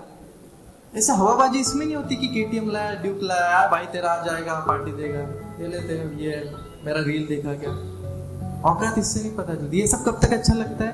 23-24 साल की उम्र तक। फिर आपका एक दोस्त आता है वहां से सरकारी गाड़ी में अफसर बन के, फिर आपका मुंह छोटा हो जाता है। फिर कल आपका बच्चा अच्छे स्कूल में नहीं जा पाता, फिर छोटा मुंह बना लेता, क्या पापा पुरानी गाड़ी चलाते रहते हो? अरे बेटा, तुम्हारे पास KTM थी, पुरानी होगी पापा, क्योंकि उसके बाद तो माँ बाप दिलाएंगे नहीं, है ना। सो माँ बाप के पैसे का गलत उपयोग मत करो। कब तक देंगे? कुछ होते हैं पैदा अच्छे एरिस्टोक्रेटिक फैमिली में, उनका अलग है, वो भी कब तक सस्टेन करेंगे। मीर कासिम को देखा था बैटल ऑफ बक्सर में, इतना सारा ढेर सोना लेके भाग गया था, पता है मरा कैसे? भिखारी जैसा, कंगाल होके मरा था। उसके जनाजे पे कोई नहीं आता, जनाजे कहते हैं ना फ्यूनरल को, कोई नहीं आया था। That is the condition. खा लो थोड़ा, पूछो, देखो क्या बोला, इतना मोटिवेट हो गए कि खाने तक भी नहीं रुके। ये मैंने बच्चा आपको फोटो दिखाया ना, ये जो नीचे वाला पार्ट है ना, that is called as Gondwana land, और बीच में एक ही सी थी जिसका नाम है तेथिस सी। पूरे कॉन्टिनेंट का नाम पेंजिया, उसको तोड़ दे तो तेथिस सी के ऊपर वाला लोरेंशिया और नीचे वाला Gondwana land. So early India was part of Gondwana land which is part of Pangea continent. आगे आप लोग खा लो, देन विल स्टार्ट, ठीक है। एडिशन ऑफ सिलिका, अगर सिलिका ज्यादा है तो आपका रॉक एसिडिक या बेसिक है? एसिडिक। कम है तो बेसिक। और जब चीजें, अभी कैसा होता है, इफ यू गो, आप सबने जमीन देखी होगी मोस्टली लोगों ने। अब जो हमारी सॉइल से मोस्टली, उसमें आपको एक चीज का डेफिशिएंट हमेशा मिलेगा, दैट इज, अच्छा कौन सा फर्टिलाइजर यूज करते हो नाम नहीं पता होगा आपको, लेकिन एक नाम यूरिया हमेशा सुना होगा। यूरिया सुना है ना, NH2CO NH2, what it has? Nitrogen. So अगर हर एक इंसान ने नाम सुना है यूरिया का, तो इससे साफ साफ जाहिर होता है कि ओवरऑल इंडिया की सारी सॉइल क्या है? नाइट्रोजन डेफिशिएंट है। वैसे याद हो जाता है। अब मैं सॉइल का एग्जांपल क्यों दे रहा हूं? अगर सॉइल एसिडिक हो जाती है, so we add limestone to it. अब सॉइल हाईली अल्कलाइन हो जाती है, हाईली अल्कलाइन कब होगी? जब बहुत ज्यादा बेसिक हुई, at that time you add silica to it. इसलिए मैं आपको सिलिका का एग्जांपल उससे भी कनेक्ट करके बताया। अभी ये रॉक्स क्या आपको याद करनी है? यस, याद करनी है। अभी can you see what is this? क्या ये? It is a plateau. Why? Uplifted platform. कौन सा प्लेटू है? It is a snake plateau, Columbia, USA. Why we are studying about this plateau? Is there anything very important? Yes, because it is an exclusive igneous rock. ठीक है। अच्छा, अभी हमने Himalayas पढ़ा था, हिमालयस का बताओ ना कौन सा रॉक है? Any idea? हिमालयस का कौन सा रॉक है? हिमालयस का जो कोर है, देखो 3 रॉक्स होती, बहुत इजी है। पहली प्राइमरी जो निकल गई ताजा ताजा, उसके बाद जब सेडिमेंट्स वगैरह हुए, बारिश वगैरह से वेदरिंग वगैरह हुई, क्या बनेगी? सेडिमेंट्स। अब सेडिमेंट्स 3 कारणों से बन सकते हैं। एक ऑर्गेनिक, कि बायोलॉजिकल कोई फैक्टर आ रहा है। दूसरा केमिकली, जैसे लाइमस्टोन की चीजें पानी से रिएक्ट करेंगे, अंदर केव्स वगैरह बनेंगे, that is called as karst topography. या फिर फिजिकली, अब फिजिकली इसमें क्या हम हाथ से कैसे हनुमान जैसे फाड़ देते क्या? नहीं, तो उसमें क्या होता है, हवा वगैरह रोल प्ले करती है, और भी चीजें रोल प्ले करती है। पानी चला गया पत्थर के अंदर। अब डेजर्ट्स का एग्जांपल ले लेता हूं। डेजर्ट्स में जितनी सुबह गर्मी पड़ती है उतनी शाम को ठंड पड़ती है। पानी चला गया, अब तो डेजर्ट में पानी कहां से आ गया, चला गया, थोड़ा बहुत था, चला गया। मॉर्निंग के टाइम पे रॉक क्या होगा, एक्सपांड, और ठंडी के टाइम पे कॉन्ट्रैक्ट। लेकिन पानी क्या हो जाएगा, जम जाएगा। पानी जब जमता है वॉल्यूम बढ़ जाता है। तो धीरे धीरे विथ ईयर्स ऑफ प्रोसेस आपकी चीजें कर रही टूट रही है, चीजें टूट रही है। अभी मैं कोई भी गूगल पे एक फोटो दिखाता हूं माउंटेन का और आपको बताता हूं कि कौन सी रॉक क्या है। कोई भी एक माउंटेन का नाम बोलना। कलसो भाई, अरे बोलो।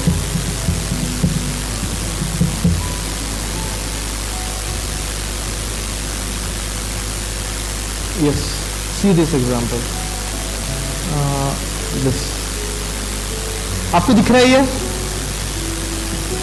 अब दीज आर वेस्टर्न घाट्स। एक क्वेश्चन पूछता हूं मैं तुम लोगों से, आप बता सकते हो which type of mountains is western Ghats? मान जाऊंगा, बता दो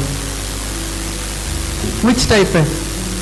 फोल्ड माउंटेन है, क्या है ये, पढ़ा होगा बचपन में कभी। Anybody just raise your hand. गलत हुआ तो भी चलेगा, गिव अ ट्राई। किसने बोला? बहुत बढ़िया, it is a correct answer. It is a block mountain. बहुत बढ़िया, ठीक है। It is a block mountain. और आप दिख रहे हो ये किस तरह से, ऐसा लगता है बड़ी बड़ी सीढ़ियां बनाई क्योंकि जायंट था। देखो एक सीढ़ी इसके नीचे, ऐसा लगता है सीढ़ी के टाइप का है। आप जब भी आप ट्रैक के लिए जाओगे ध्यान से देखना, वेस्टर्न घाट्स का एक साइड हमेशा आपको ऐसा सीढ़ी जैसा दिखेगा। दिस इज कॉल्ड एज स्ट्रेपन फॉर्मेशन। ये तभी होता है जब ब्लॉक माउंटेन आता है। अच्छा, ये ब्लॉक माउंटेन कैसे बना? थोड़ी देर पहले आपको दिखाया था गोंडवाना का फोटो, इंडिया अलग हो रहा था। Eight that time this block mountain was created and western Himalayas were form, western Ghats. तो अगर ऐसे देखा जाए पहले वेस्टर्न घाट्स बना या फिर Himalayas, it is western Ghats. अच्छा, what about the Eastern Ghats?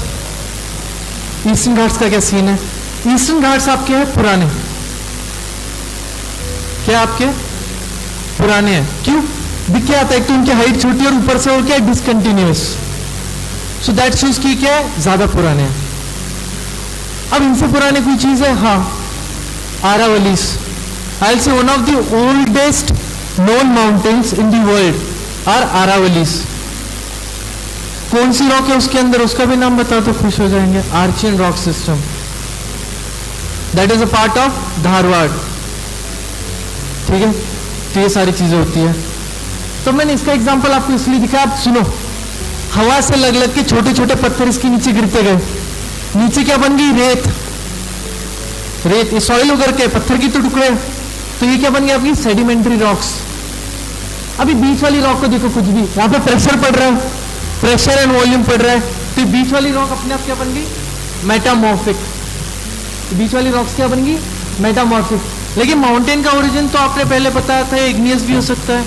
हाँ, अब आपको पूरा एक इग्नियस माउंटेन दिखाता हूं। भैरवगढ़ देखा है?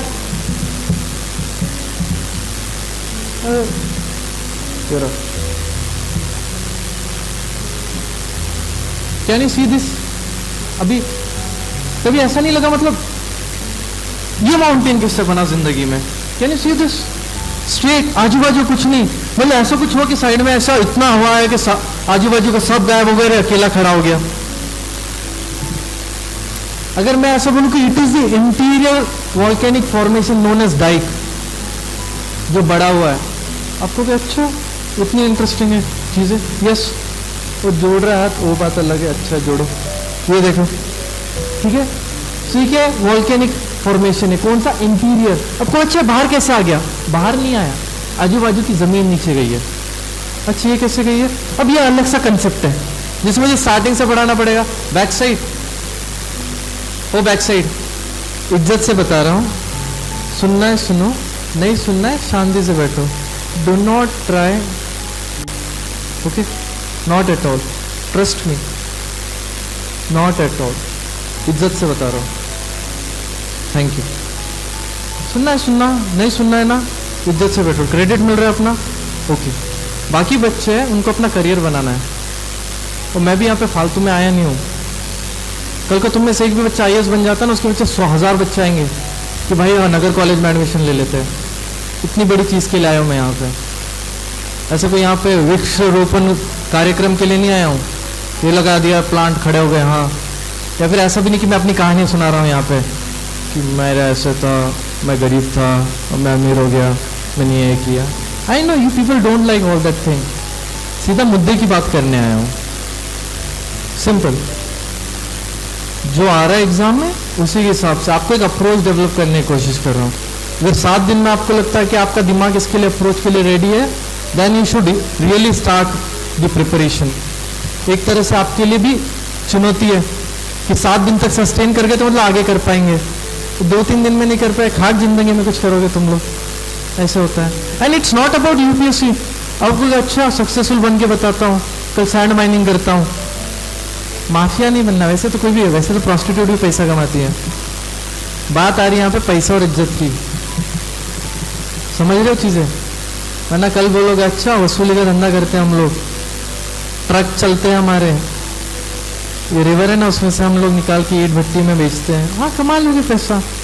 40,000 रुपीज पर ट्रक, पता है मुझे भी सारी चीजें, कमा लोगे। आगे जाके एक गोल्डन क्रिसेंट भी पढ़ाने वाला हूँ। आप मलाना से यहाँ पे गांजा लेके भी बेच सकते हो, 1500 रुपये तोला वहाँ पे मिलता है, यहाँ पे 5-6 हज़ार का बिकता है। टेंशन मत लो, I know everything about it, है ना। तो ये होते हैं वो चीज़ें जो कायर ढूंढता है, ये सारी चीज़ें। एक होता है सोसाइटी को ठीक करो, मरना सबको ही है, नोबडी इवन केयर्स। लेकिन एक होता है ना, जब तक जिंदा हो एक छाप छोड़ के जाओ, उसी के लिए कर रहे हो ना सब, वरना मरना तो सबको एक दिन, everybody is on the death bed. लेकिन अब वीरता वाली मौत नहीं मिलेगी, क्या फायदा ऐसी जिंदगी का। और सबको चाहिए होता है इज्जत, मनी मन सब कहते रहे कुछ नहीं चाहिए, ऐसे टपोरी जैसा घूमेंगे कॉलर ऊपर करके, ऐसा तेल वेल, ऐसे टाइट जीन्स लगा के, सूखे सूखे से ऐसे पैर, ऐसे एकदम छाती नहीं तो भी ऐसे चलेंगे। सबको इज्जत चाहिए होती है मनी मन। उसको भी पता होता है वो अच्छा नहीं लग रहा है स्टाइल, सबको पता होता है कि बार बार मेरी फालतू की वीडियोस बनाएंगे अच्छा नहीं लगेगा। Everybody is doing just for one thing कि लोग मुझे पहचाने। तो जितने भी लोग ऐसी चीजें करते हैं ना, याद रखना है सबसे ज्यादा ऐसे अटेंशन सीकर है, क्योंकि उनको पता इज्जत नहीं मिल रही है। That is why we are doing. Simple चीजें मत रोको, तो बेचारा परेशान है जिंदगी से, उसको कोई इज्जत नहीं दे रहा, he is trying for it. ऐसी चीजें होती है, इसलिए ऐसी चीजें होती है क्योंकि दिमाग चलता है नहीं। सिंपल ऐसा होता है, दिमाग चलने लग जाए, किसी में भी बना लोगे ना career. I am just not talking about कि आपको IAS ही बनना है, कल को कुछ और भी बन जाओ, बिकम एंटरप्रेन्योर एनीथिंग। बट सबके लिए एक ही चीज लगती है ना, पेशेंस। वो कहाँ से आएंगे? Logic, execution, decisiveness, social adaptability. अभी तो नाम भी इतने डिफिकल्ट लग रहे हैं, इनका मतलब भी समझना है आपको। तो ये सारी क्वालिटीज आनी चाहिए ना आप में। कुछ भी करना है जिंदगी में, आपने खुद का चाय का टपरी बना दिया MBA चाय वाला जैसा, उसके लिए तो आपको डिसाइसिवनेस आना चाहिए ना। How to run all the stalls, किस तरह से होगा कि ऑप्टिमाइजेशन थ्योरी आनी चाहिए उसके लिए, कि किस तरह से कम मेरा इन्वेस्टमेंट और मैक्सिमम प्रॉफिट हो। पता तो कुछ है नहीं, बस ये लो 100 किलो शक्कर, हाँ डाल देना, मीठी चाय बनाना, घाटे में जाओगे जिंदगी में। ऐसी चीजें होती है, इसलिए कह रहा हूं कि 7 दिन ना आपके लिए परीक्षा की तरह है, ऐसा समझो। और जिसको परीक्षा नहीं है, go out, simple.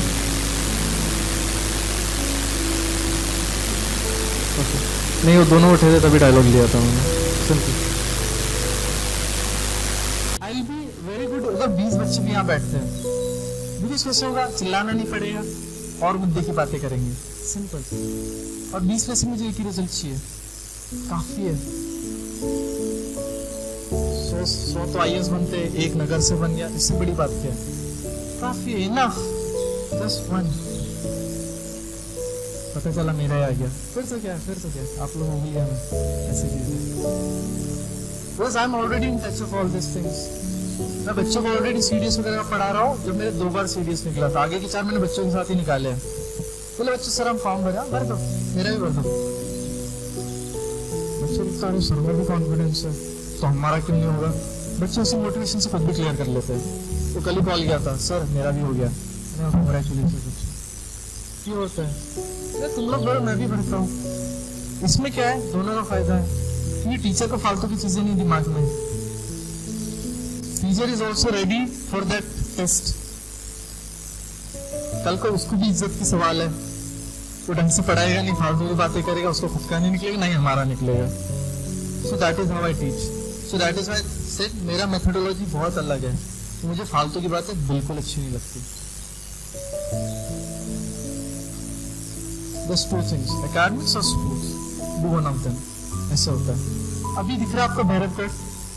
So it is what a volcanic formation, and it is called as dike. D-Y-K. घर जाके सर्च करना what is dike. It is a intrusive volcanic formation. आपको लगे तो फोटो भी दिखा देता हूँ। Intrusive volcanic formation.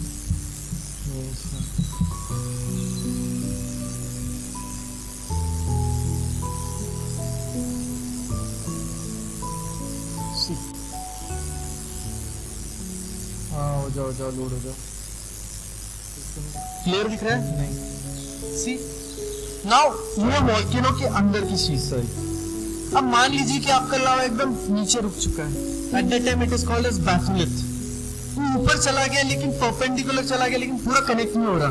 अब कनेक्ट एक ही जगह से होगा, वहां से होगा जहां पर वॉल्केनिक फॉर्मेशन होगा, वॉल्केनो ब्लास्ट करेगा, लेकिन हर एक जगह तो करेगा नहीं। तो साइड में दिख रहा है आपको perpendicular line, this is called as, हल्का सा स्ट्रेट दिख रहा है, वो देखो इस सेल, वो देखो परपेंडिकुलर सा लाइन डाइक, जहां पे कर्सर दिख रहा है, कर्सर दिख रहा है, ये देखिए। सो ये सारी चीजें। अब डाइक के आपका परपेंडिकुलरली एकदम सीधा सीधा आपका लावा जा रहा है। अब ध्यान से भैरवगढ़ का देखो, दिख रहा है एकदम सीधा सीधा सीधा सीधा बाहर चला गया, और now it is cool down. So that is why it is a intrusive volcanic formation which has come out. So that is how, लेकिन यहाँ पे कहीं लिखा नहीं मिलेगा आपको, सर्च कर लेना, लिखना ही नहीं मिलेगा। ऐसी चीजें होती है, कुछ चीजें होती है आपको एनालाइज करनी पड़ती है कि ये माउंटेन बना ही कैसे। क्योंकि मेरे दिमाग में बहुत प्रश्न था कि भाई ये ऐसे कैसे बन गया, इसके साइड में इतना ज्यादा erosion, everything got eroded. So that is how it came out. ठीक है, तो आपका अब next topic,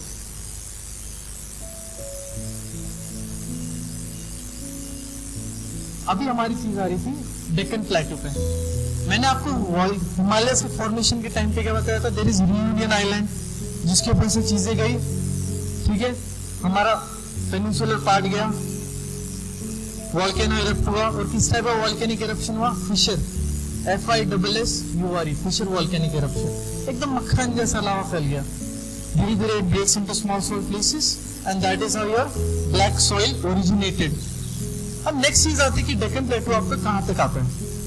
If you see the northern top of Black Plateau, it is the Satpura range. लेकिन हम बुक्स में इतना लिखा है, but there is also one more important thing.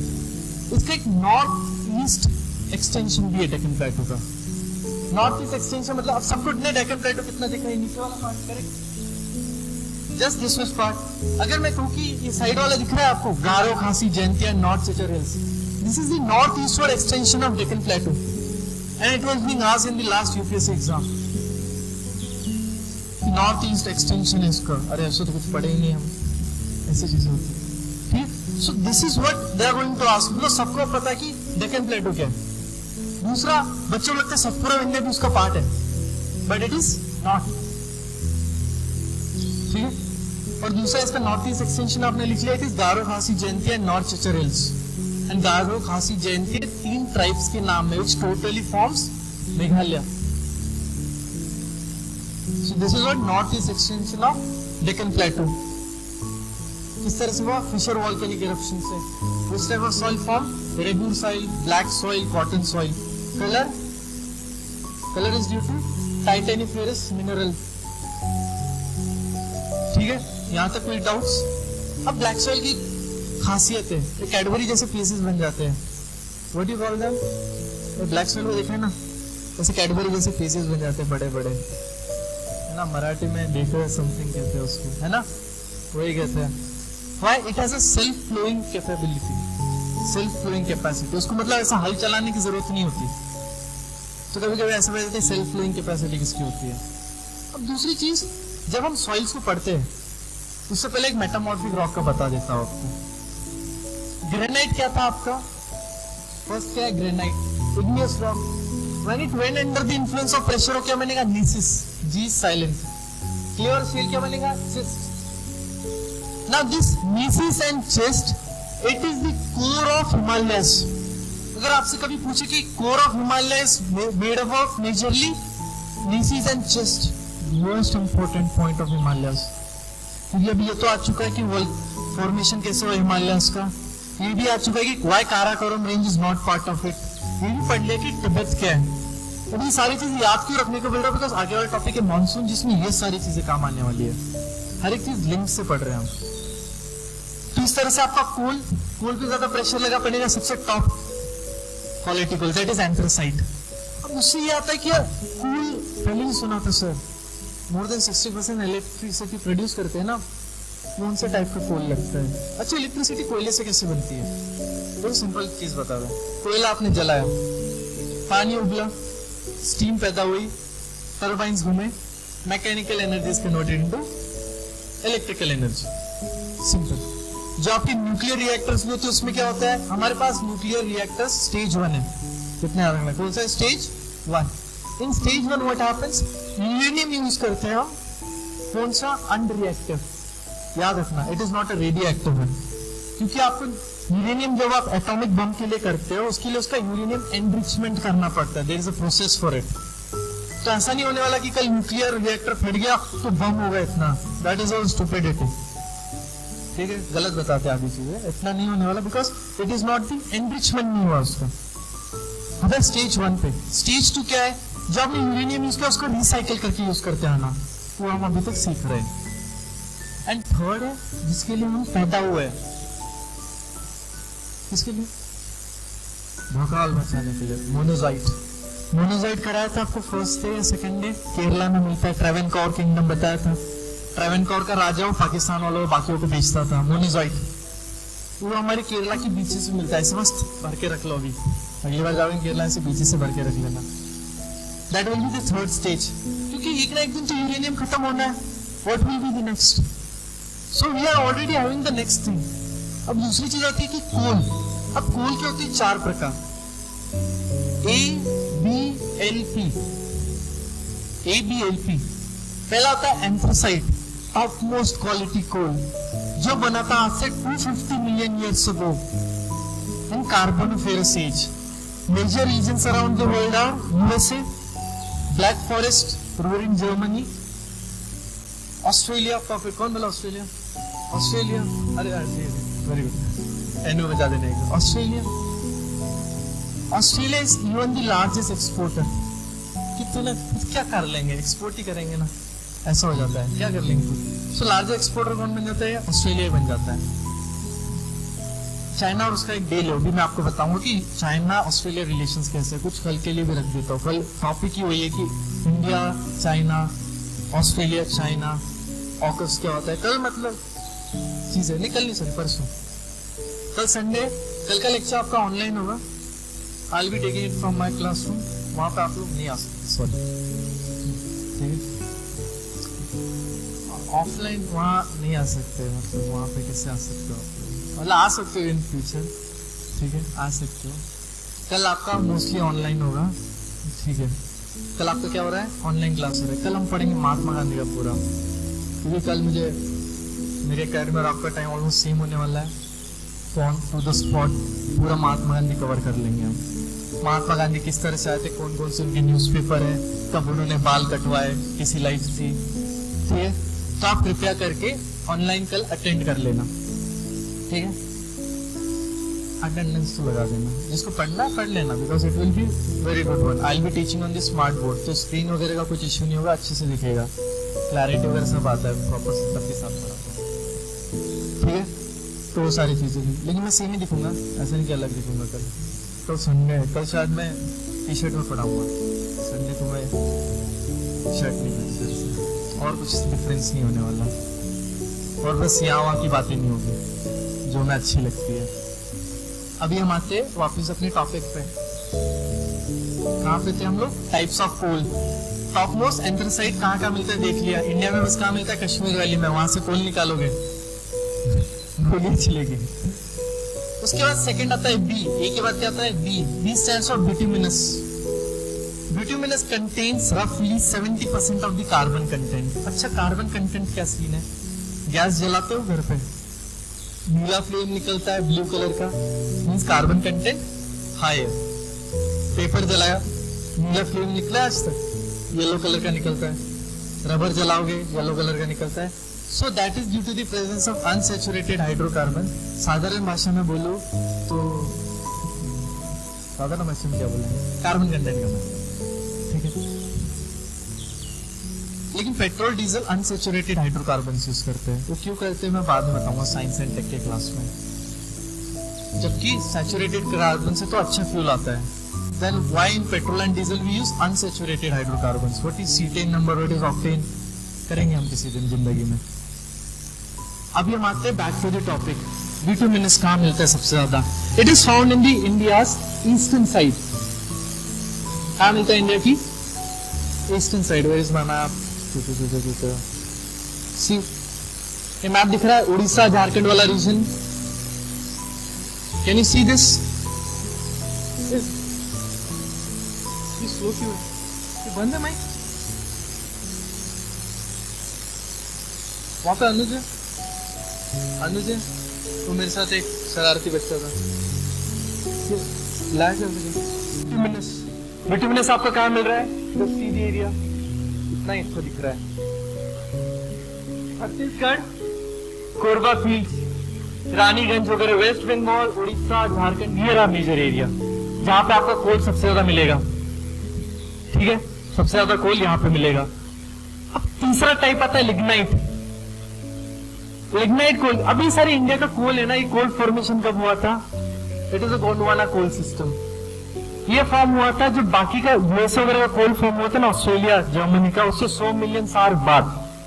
अब सिंपल सी बात है, कोल कैसे फॉर्मेशन होता है? बचपन में देखा था डायग्राम, घोड़ा मर गया दब गया, ट्री मर गए दब गए। अब ये सब कार्बन कंटेंट है इसमें, वो सारी नीचे जाके ऐसे मिक्सचर हो गया एंड उनके अंदर की जितनी ऑयल्स है with years of process it form the coal. फिर बॉडी जब डीकंपोज होती है स्मेल आता है।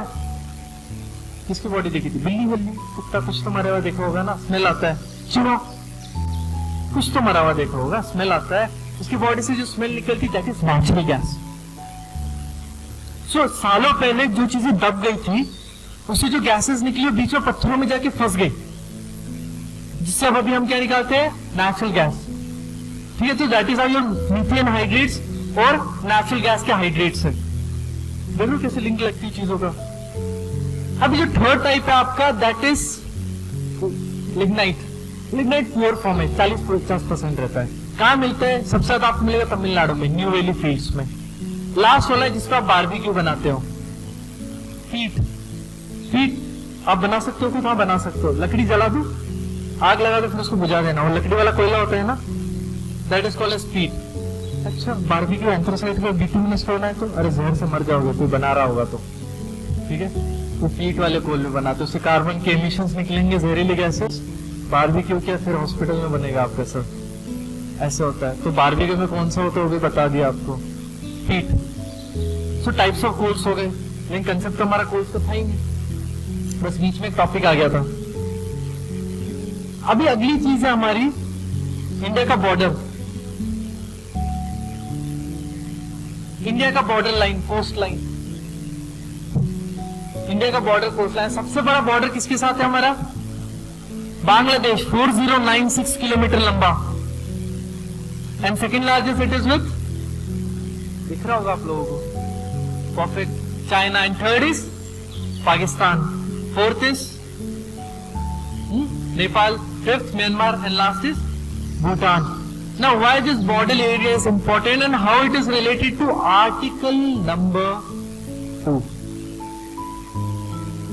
and 100th Constitutional Amendment Act. कुछ एरिया, अब देखो, अब ध्यान से पार्ट देखोगे ना, आपको बता दिया मैंने क्या है। एक मिनट,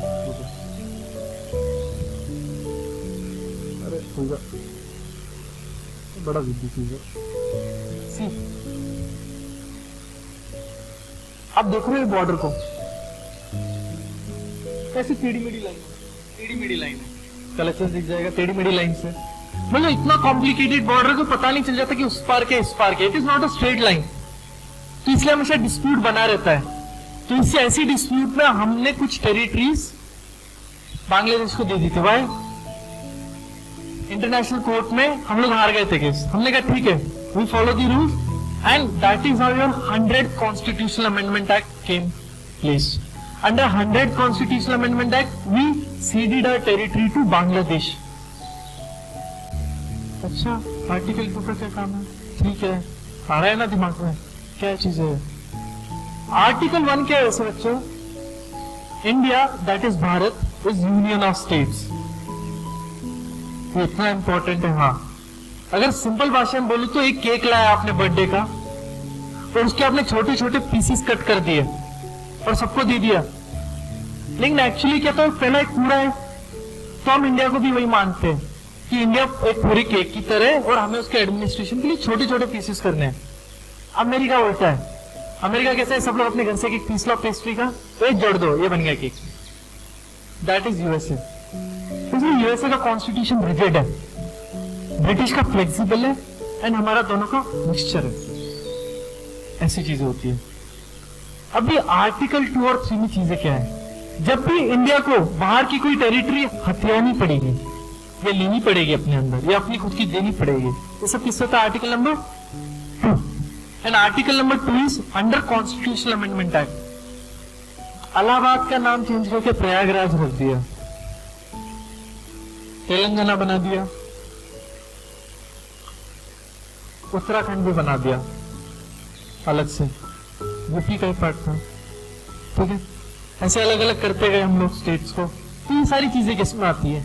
ये सारी आती है आर्टिकल नंबर 3 और 4 में, स्पेशली 3 में, कि आप खुद के घर पे कुछ भी चेंज कर रहे हो वहां पे कॉन्स्टिट्यूशनल अमेंडमेंट एक्ट नहीं लगेगा।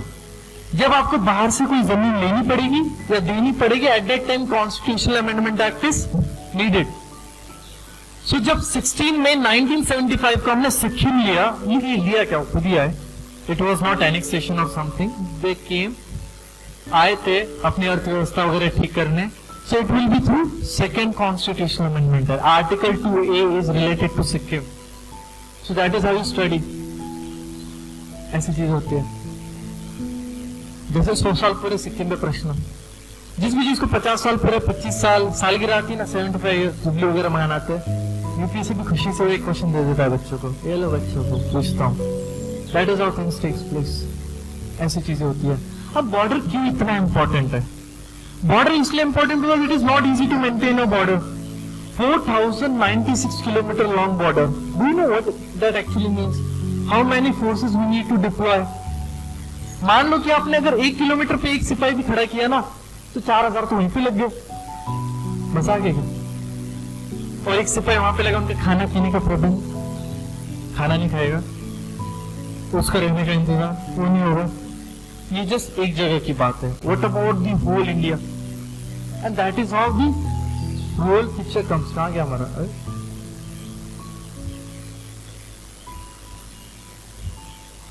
सी अभी नेपाल के साथ हमारा एक ही डिस्प्यूटेड एरिया, दैट इज काला पानी वाला रीजन।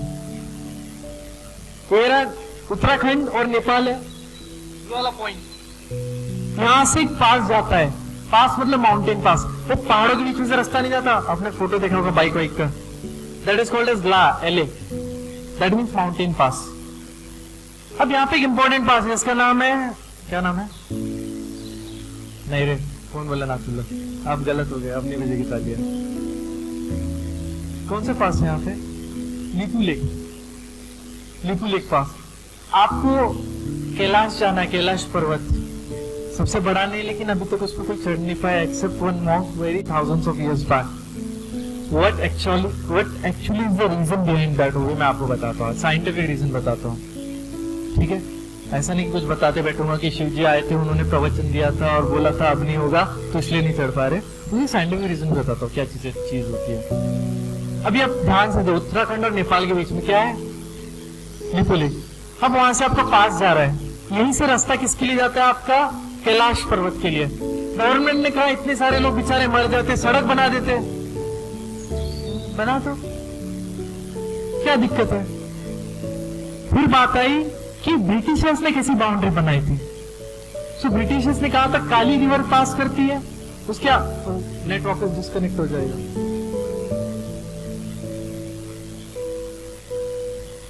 हुआ ना फिर देख, कहां पे थे हम, रोड बना दी, ऊपर से नेपाल चाइना वाला बोला करो ना उनको उंगली, करो ना उंगली, ये लो पैसे देता हूँ। And to be very honest, Nepal में 90% हिंदूज है, इतना तो इंडिया में नहीं है। ठीक है, ऐसी चीज है। एक लीडर को आप पागल बनाओगे, कितनों को बनाओगे। एंड ये नेपाल बस इतना बड़ा है, एक्चुअली इससे बड़ा था ट्रीटी ऑफ सुगोली के अंदर 1816 में। बाकी उत्तराखंड, हिमाचल हमने रख लिया ऐसा, वरना ये भी आज नेपाल का ही पार्ट होता, नेपाल का ही था वो, ले लिया हमने। हिम्मत तो उससे वापस मांग के दिखा। ठीक है, ऐसी चीज होती है। भूटान, और भूटान का भी एक अच्छा एग्जाम्पल होता था। अब भूटान को अगर आप ध्यान से देखोगे, एक मिनट, आपको चीजें कैसे पढ़नी है हर एक कंट्री की वो बताता हूँ। ये रहा भूटान, क्या नाम हो गया भूटान, सी हम पढ़ रहे हैं भूटान का विकिपीडिया। अब यहाँ से क्या क्या चीजें पढ़नी है विकिपीडिया से आपको वो भी बताता हूँ। चीजें दिख रही है ऑलमोस्ट राइट हैंड कॉर्नर में, जो आपको क्लियर नहीं दिख रही है, लेकिन आपने कभी ना कभी जिंदगी में विकिपीडिया खोला है, सो अज्यूम इट इज क्लियर। तो थोड़ा क्लियर हो सकता है क्या? Perfect, thank you. अब ध्यान से देखिए इनकी पॉपुलेशन कितनी है, 7,77,000। चाइना ने इनको ऑफर किया था $5 बिलियन, 1 बिलियन 100 करोड़। डॉलर से मल्टीप्लाई करना 80 से करो, बढ़िया ना, 80 से कितना हो गया, 100,000, 8,000 करोड़। 8,000 करोड़ इंटू 4, मेरा मैथ ठीक ठाक है, 32,000 करोड़, 7 लाख लोगों के लिए रख लो, क्यों बस हमारी साइड आ जाओ। उन्होंने कहा नहीं, that is the will power and dedication towards India, पैसों से आप हमें खरीद नहीं सकते। अच्छा, ऐसी चीज है। हाँ, अब यहाँ से जब भी आप कोई भी कंट्री को न्यूज में पढ़ोगे, always it is your duty to see their GDP, HDI index, Gini coefficient, GINI। Gini coefficient ये मैं आपको परसों पढ़ाऊंगा, मतलब ट्यूसडे को पढ़ाऊंगा इन इकोनॉमिक्स क्लास। क्या होता है एक्चुअली मंडे में पढ़ाना, पता नहीं कभी तो पढ़ाने वाला हूँ, नहीं तो ऐसे ही पढ़ा दूंगा। पूरा स्केड्यूल है एक्चुअली, तो मैं यहाँ पे आने से पहले देख लेता हूँ क्या पढ़ाना है। ठीक है, तो उसमें गिनी कोएफिशिएंट, उसमें बताती जेंडर इनइक्वालिटी कितनी है। फिर लॉरेंस को पढ़ाऊंगा कि किस तरह से इनकम इनइक्वालिटी है। हम ऐसा बोलते हैं ना कि इंडिया के 10-15% लोगों के पास 80% वेल्थ है, और बाकी सब गरीब बस छोटा मोटा सा पैसा है। अगर आपके पास रहने के लिए घर है, चलाने के लिए गाड़ी और अच्छे स्कूल में जाते हो, तो आप वर्ल्ड के टॉप 20 रिचेस्ट पीपल में आते हो, टॉप 20%। तो टॉप 20% में हो सकते तुम लोग। छत है ना, छत है तुम्हारे ऊपर, बस बैठे हो, already you are in the top 20% of the world. So just see how deplorable is the condition of the others. There is only one reason why Africa कभी अच्छा बन नहीं पाया। क्या नहीं था वहां पे? एक टाइम था स्टार्टिंग में ब्रिटिशर्स वेंट, ऐसे चलते चलते ना सोना निकलता था, ऐसा एक लात मारी तो इतना पर सोना था। अभी तो 4.5 किलोमीटर नीचे माइंस चली गई, तो सोना निकाल लिया ब्रिटिशर्स ने अपना, डायमंड से मिलते हर एक चीज है। Then why Africa never became developed? Only one reason. किसी को पता है वो रीजन क्या है?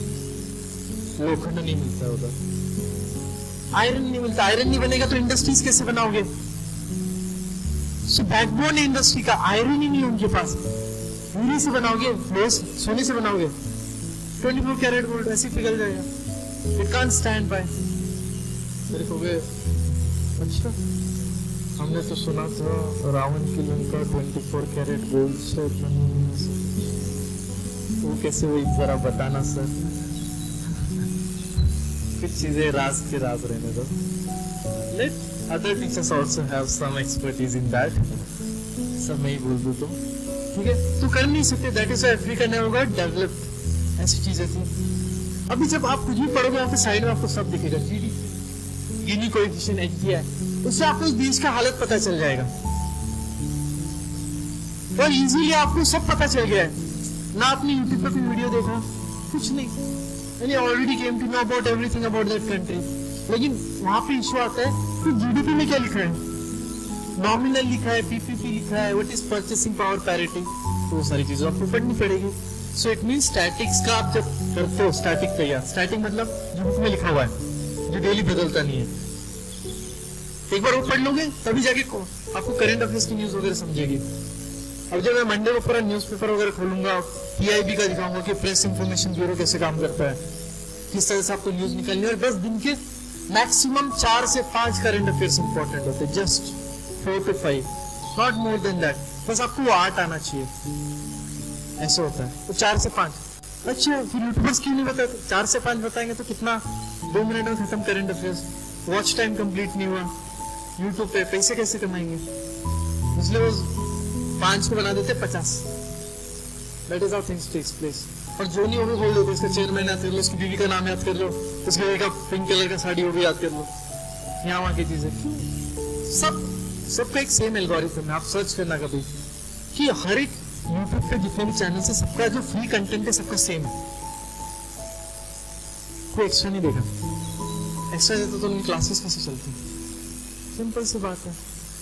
और वही होता तो फिर बच्चा ऑफलाइन पागल है आने के लिए। तो बहुत सारी चीजें रोल प्ले करती है। इन द एंड बस मैनिपुलेट हम जैसे बच्चों को ही बनाया जाता है, एस्पिरेंट्स लाइक अस। ठीक है, जस्ट मैं भी टीचर अभी ज्यादा हूँ, एस्पिरेंट कम हूँ, ऐसा होता है। तो इससे रिलेटेड चीजें। अभी इसके साथ साथ मैं आपको और एक टॉपिक पढ़ा जाता है, because we are just left with 10 minutes of time. 10 minute भी काफी है। आपको अच्छा टॉपिक पढ़ा देता हूँ। और क्या बच्चे, हाँ ये देखा होगा आपका favourite topic, golden crescent and golden triangle. यहाँ तो सोना नहीं मिलता, यहाँ मिलता है गांजा, हकीम। ठीक है। सो golden crescent stands for 3 Nations, Afghanistan, Iran and Pakistan. Border किसके साथ टच हो रहा है? पंजाब के साथ। तो उड़ता पंजाब मूवी देखी थी? It was morally based on this thing. नहीं देखी? कोई नहीं, मैंने भी नहीं देखी। लेकिन वो किसके साथ बेस्ड है? आपकी गोल्डन क्रिसेंट। कि यहाँ पे जो अफीम वगैरह बनता है उससे भांग में ये लोग नशे में रहते हैं। यहाँ से चलता है पूरे वर्ल्ड का कारोबार। चाइना के लोग वो अलग नहीं, 3 सारी चीजों की ब्रिटिशर्स ने लगाई, इसलिए एंग्लो चाइनीज वॉर नहीं बोलते, ओपियम वॉर्स बोलते। एंड ओपियम वॉर्स का मतलब ये नहीं कि चाइना गांजा के लिए लड़ रहा था, वो राजा इसलिए लड़ रहा था बिकॉज मेरे लोग गांजे की लड़ रहे थे, पूरा दिन मटके हुए रहते हैं। ये सबसे इजी ऑप्शन है, आप गांजा पी लो, दिमाग को शांति मिले। दूसरा होता है पढ़ाई कर लो, दिमाग को शांति दो। तो कोई नहीं कर पाता। क्यों? सब कहते अरे भोले ना, भोले का प्रसाद है। भोले दिन रात, जिसका कोर नीसिस और चेस्ट है, ग्रेटर हिमालयन रेंज के ऊपर Ladakh range, Kailash is part of Ladakh range, so it is not part of Himalaya, it is part of trans Himalayan range. जो आपका कैलाश पर्वत है ना, it is not part of Himalaya, it is part of trans Himalayan range. इसका extension है लद्दाख। ठीक है, क्या हो गया? महाभारत रेंज, तो नेपाल से जाती महाभारत रेंज, जहां से पांडव लोगों को स्वर्ग मिला था। और सबसे बड़े भाई का नाम क्या था? ओनली ही वाज एबल टू अडोब हेवन। व्हाई? वो भी बताऊंगा कभी ऐसे टाइम बीच में। ठीक है, this is not related to any religion and all, इतना याद रखना। Mahabharata this is just war, जिससे आपको पता लगना चाहिए कि लड़ाई के लिए मरते मरते एकदम कृष्णा की खुद की फैमिली भी चली गई। द्वारका वाज आल्सो समथिंग, वो भी डूब गई पूरी। कृष्णा को भी शाप मिला था कि दोनों तरफ से तलवारें चलेगी तो मरोगे। इसलिए कभी कभी मान लो कि आपके किसी से झगड़ा हो रहा है, शांत रहो, कुछ नहीं, आप भैया मैं माफी कर दूं, जाने दो। कभी कभी ऐसा होता है ट्रैफिक वगैरह क्रॉस करते हो, आप कार का बाइक को चला रहे, सामने से होता है दिखता नहीं कि तेरे को बजाओगे, माफ करके भैया। कहाँ खाली पीली करते बैठोगे? कल उसको मारोगे, आपका आगे का दिन भी जाना है, कपड़े गंदे हो जाएंगे, उसके गंदे से हाथ लगे तो समटाइम्स इट इज बेटर। जब पावर में आ जाओगे, आईपीएस आईएएस बन जाओगे, औकात नहीं किसी की बोलने की, बोलेगा इस सब। तो कभी भी अपने बल का प्रयोग मत करो। इट विल कि हमेशा अगले ना अगला किंग आने वाला है। जैसे आप लायन को देखते हो, is king of the jungle, but is not a human being. वो ताकतवर है तब तक ही, कल उसके बच्चे उसको फेंक देते हैं, वो भी मार मार के, है ना। ताकत से आप कब तक जीवित रह पाओगे वैसे? लेकिन हमने ह्यूमन को क्या दिया? दिमाग दिया सोचने का, we have our power, we can rule. जितने आप बुढ़े होते जाओगे उतने आप ताकतवर ज्यादा होते जाते हो। शुरुआत में एसडीएम, जाते जाते बुढ़ापे में कैबिनेट सेक्रेटरी, मजा लो किसी की, आजू बाजू के किसी के भी कुछ बोल के दिखाए आपके घर वालों पे, आपको सिंपल से कोई नहीं बोलेगा। आपकी कार 1 किलोमीटर दूर है ना, लोग पहले हट जाएंगे, अरे जाने दो, सचिव साहब आ रहे हैं, ऐसे हो रहा है। तो ये सारी चीजें होती है। और ऐसे बस पावर का दम दिखाओगे 20 से 30 साल, 30 से 40 साल की उम्र तक दम है, अच्छे से बाइसेप से डेल्टॉइड से सब खतरनाक है, कब तक चलेगा? 10 साल, 15 साल, कोई ना कोई बाहुबली आएगा, उखाड़ ले जाएगा। सिंपल। लड़कियों को बोल रहा हूँ, लड़कियां भी है ऐसी, है ना, सबको बोल रहा हूँ, कुछ काम नहीं आएगा। लेकिन इससे पढ़ाई करोगे तो जैसे जैसे बुढ़े होते जाओगे, मोर पावरफुल यू बिकम। सो वो है असली मजा। And that is how this golden crescent. अब गोल्डन क्रिसेंट के एग्जांपल्स आपको चीजें बताता हूँ। और एक golden triangle. Golden triangle consist of your Myanmar, Thailand, Laos and Vietnam. Myanmar, Thailand, Laos and Vietnam. यहाँ पे म्यांमार का नाम बर्मा लिखा बिकॉज उसका पुराना वाला नाम है। कल मैं आपको म्यांमार और इंडिया का लिंकेज बताऊंगा कि किस तरह से हमने अलग अलग लिंकेज से किया है चीजें। कल के लिए मंडे को, कल तो हम लोग महात्मा गांधी और उसके आगे का गांधीयन पीरियड पढ़ने वाले हैं। ऐसी चीजें होती है। तो मैंने अभी आपको क्या बता दिया, golden crescent and golden triangle. और मैंने ऑलरेडी इसके बारे में ऑलरेडी डिस्कस किया कि आप गांजा, अफीम, स्मोकिंग, ड्रिंकिंग रोक नहीं सकते। कंप्लीट बैन मींस उसका इलीगल व्यापार बढ़ेगा। And already cannabis is used for medicinal purposes. अब कैंसर वगैरह का ट्रीटमेंट बहुत अच्छा होता है मेडिसिनल पर्पस के लिए। इसका मतलब ये नहीं कि चलो हम लोग घूमते रहते हैं, 1-2 दिन के लिए मजा आएगा, then a day will come, death bed खत्म, फिर उस दिन रोना आता है क्यों कर रहे थे। तो ये सारी चीजें होती है, ठीक है। तो विमल वगैरह छोड़ दो, कोई खाता है तो, ठीक है। ये सारी चीजें विल कम टू, सिंपल सी बात है। आप बाइक चलाते हो, बाइक का कैसे मेंटेनेंस रखते हो? पेट्रोल डालते हो उसमें, इंजन ऑयल अच्छा डालते हो। कभी बोला है क्या पुराना पेट्रोल इंजन ऑयल डालो? नहीं, अच्छा वाला डालना। 300 निंजा है मेरे पास नहीं, मतलब ऐसा अच्छा बोल रहा है, ऐसा होता है। नई नई एक्टिवा है मेरी, उसको तो अच्छे से मेंटेन करते हो, खुद को भी करो ना। आईज मोर सोफिस्टिकेटेड, आधे ज्यादा को चश्मे लग गए। एंड ट्रस्ट मी, मैं ऑलमोस्ट 18 आवर्स तक स्क्रीन टाइम है मेरा, ऑलमोस्ट। अभी इस पे कुछ है नहीं, वो थोड़ा हाईफाई लगना चाहिए ना, इसलिए लैपटॉप खुला हुआ है। कुछ नहीं है उसपे, फ्लाइट जो है बस ऑपरेट करा, कोई ऐड हो रहा है नहीं हो रहा है, कुछ नहीं है उसपे। तो मुझे लगना चाहिए ना, थोड़ा पढ़ा रहे तो एक लैपटॉप तो हो, वैसे ये सारी चीजें होती है। क्यों नहीं होता? डाइट अच्छा नहीं चल रहा होता। सो अपने डाइट पे भी थोड़ा ध्यान दीजिए। डाइट का मतलब ये नहीं कि 25 ग्राम प्रोटीन नहीं मिल रहा, चलो वे प्रोटीन मंगा लेते हैं, वो भी माई प्रोटीन का। दैट इज नॉट, घर का ही खाओ। हॉस्टल में रहे तो थोड़ा कम ऑयली खाओ, रात को चावल कम खाओ, दोपहर में थोड़े ज्यादा खाओ, क्योंकि इट इज अ से कि ब्रेकफास्ट आपका किंग जैसा होना चाहिए, लंच मिडिलमैन जैसा, और डिनर बेगर जैसा। जितना कम खाओ। रात को क्या काम है? पढ़ाई कर लो। पूरा दिन तो ऐसे ही चला गया टाइम पास करते हैं। मेरे साथ भी तुम्हारा 4:30 बजे टाइम पास करते हुए, और बाहर तक जाओगे मुझे 2-4 गालियां सुनाते हुए, फिर घर पहुंचोगे, बज गए 6, एंड ऑफ द डे, फिर आपने खा लिया बहुत सारा खाना, फिर सो गए। That is how you and your day. इसलिए मैं कहता हूँ थोड़ा अपना डाइट पे भी ध्यान दो। डाइट अच्छा रहेगा तभी आपको चीज समझेगी। डाइट अच्छा नहीं रहेगा ना, फिर कर नहीं पाओगे, चलेगा। अब आपकी जो भी डाउट्स है, किसी के नहीं है शायद, है किसी का doubt? Perfect, no doubts, any doubts? कोई डाउट है? Perfect. So I guess it is the right time. और 3 मिनट करेंगे, और 3 मिनट। कोई डाउट पूछ लो यार तब तक एक आधा। हाँ बोलो बच्चे। अरे हाँ, बैठो बैठो, साइंटिफिक रीजन बता रहा हूँ। बच्चों में भी ना ये गूगल अर्थ चलता है इसमें। आपने बर्मुडा ट्रायंगल के नाम सुना है कि बर्मुडा ट्रायंगल पे बहुत सारी शिप्स डूब जाती है, लोग जो बहुत बड़ी मिस्ट्री है। आपको मैंने अभी लैटिट्यूड लॉन्जिट्यूड भी समझा दिया है। सो जो सेंटर ऑफ द अर्थ है, 1 मिनट खुल रहा है, जो सेंटर ऑफ डायलॉग के साथ मैच भी नहीं कर रहा है, रुको थोड़ा वापस रिपीट करता हूँ। हाँ, ये देखो बच्चों, जो सेंटर ऑफ द अर्थ है, बर्मुडा ट्रायंगल कहाँ है बच्चों? बताना जरा, मैं भूल गया हूँ। वाह वाह वाह वाह, बढ़िया। साउथ अफ्रीका, तो दिख रहा है ये वाला एरिया, क्यूबा के पास वाला। That is where your Bermuda triangle is. अब जो सेंटर ऑफ द अर्थ की लाइन आती है, मतलब यहाँ से आप लाइन करोगे ना, जो 0 डिग्री की लाइन आती है जहाँ पे सबसे ज्यादा मैग्नेटिक फील्ड्स है, अर्थ का एक गोला ही है, उसको पूरा एक गोले पे लाइन मार दो, जो यहाँ से लाइन जाती है दूसरी लाइन पता कहाँ कनेक्ट होती है, कैलाश पे। तो that is why there magnetic fields are very more. और जहाँ पे मैग्नेटिक फील्ड ज्यादा होते हैं आपको ना अनईजी फील होने लगता है, इसलिए आपको हमेशा बोलते हैं कि ईस्ट से वेस्ट डायरेक्शन में ना सोए, क्योंकि ईस्ट वेस्ट डायरेक्शन में क्या आपको, सॉरी नॉर्थ और साउथ डायरेक्शन में ना सोए, क्योंकि क्या नॉर्थ पोल साउथ पोल है। मैग्नेटिक लाइन से आपका ऑलरेडी दिमाग में न्यूरॉन्स होते हैं, अल्टरनेटिव करंट ऑलरेडी दौड़ रहा है, ऐसे करंट दौड़ रहा है मैग्नेटिक फील्ड के साथ। You know what is Lawrence law, किसी ने पढ़ा है, नहीं पढ़ा है तो जाने तो भाड़ में गया।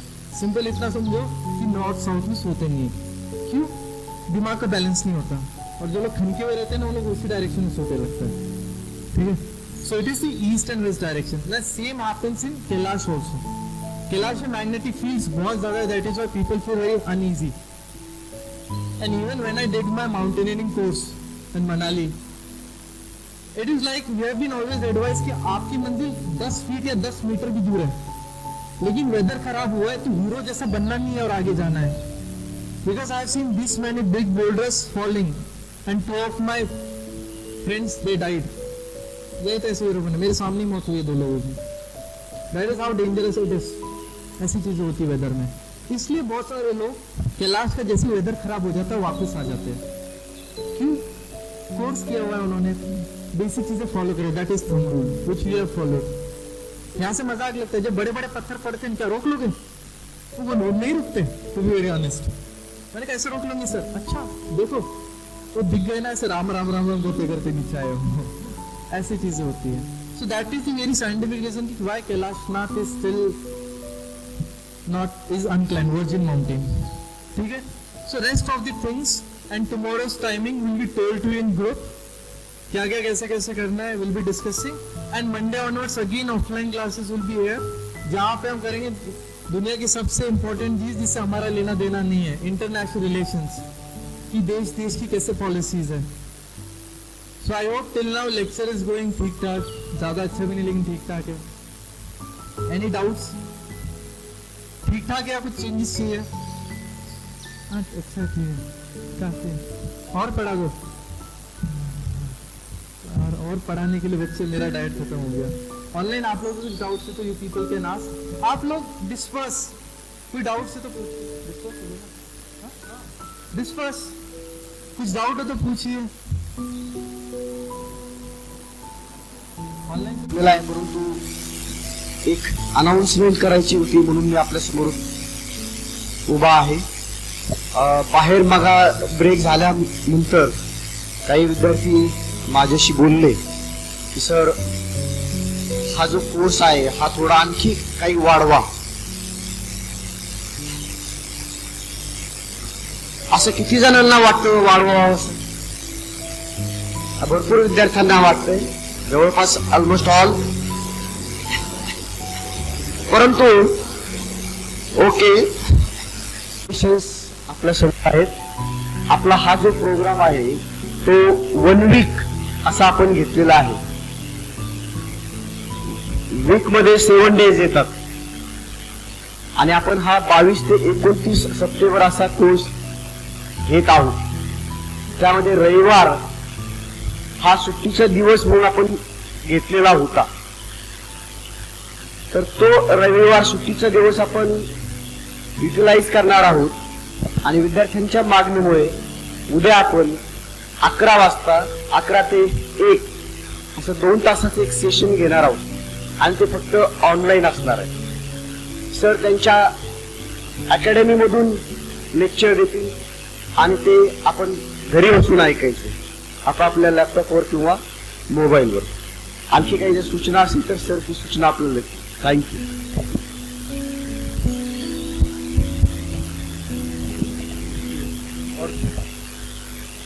In the lectures, kindly keep your camera on. It won't take you much of the data. कितना लेगा? एक्स्ट्रा टॉपिक मार लेना 11 रुपए का। Still it is nothing. ठीक है? तो आप 10:45 को रेडी रहिए। We'll send you the link. उसके अलावा आपको जो भी क्वेरीज है दिमाग में, just keep jot it down. On Monday ask me. कोई इशू नहीं है। और आपने तब के तब पूछ लिया, still I have no issues. आप माइक ऑन कीजिए, आस्क मी, कोई इशू नहीं है। लेक्चर के बीच में बोल दो sir I have some doubt, ये वापस बता दो, आई विल एक्सप्लेन इट, कोई इशू नहीं है उसमें, ठीक है। बस बीच में गाने वाने प्ले मत कर देना। रजिस्ट्रेशन आता बंद झालेलं आहे। ही काही मुलांनी आधी नावं दिलेली होती, परंतु पैसे दिलेले नव्हते, ते आता पैसे काही देत आहेत आजपर्यंत। आता उद्यापासून ते पैसे पण आपण स्वीकारणार नाही। त्यामुळे तुम्ही तुमच्या मित्रांना सांगू नका की अजून रजिस्ट्रेशन चालू आहे म्हणून। आणि कृपया कोणी पैसे द्यायचे राहिले असेल तर आज ते पैसे जी आहे ती भरली तर चांगलं होईल। म्हणजे पूर्णपणे रजिस्ट्रेशन आज बंद करतात। थँक्यू।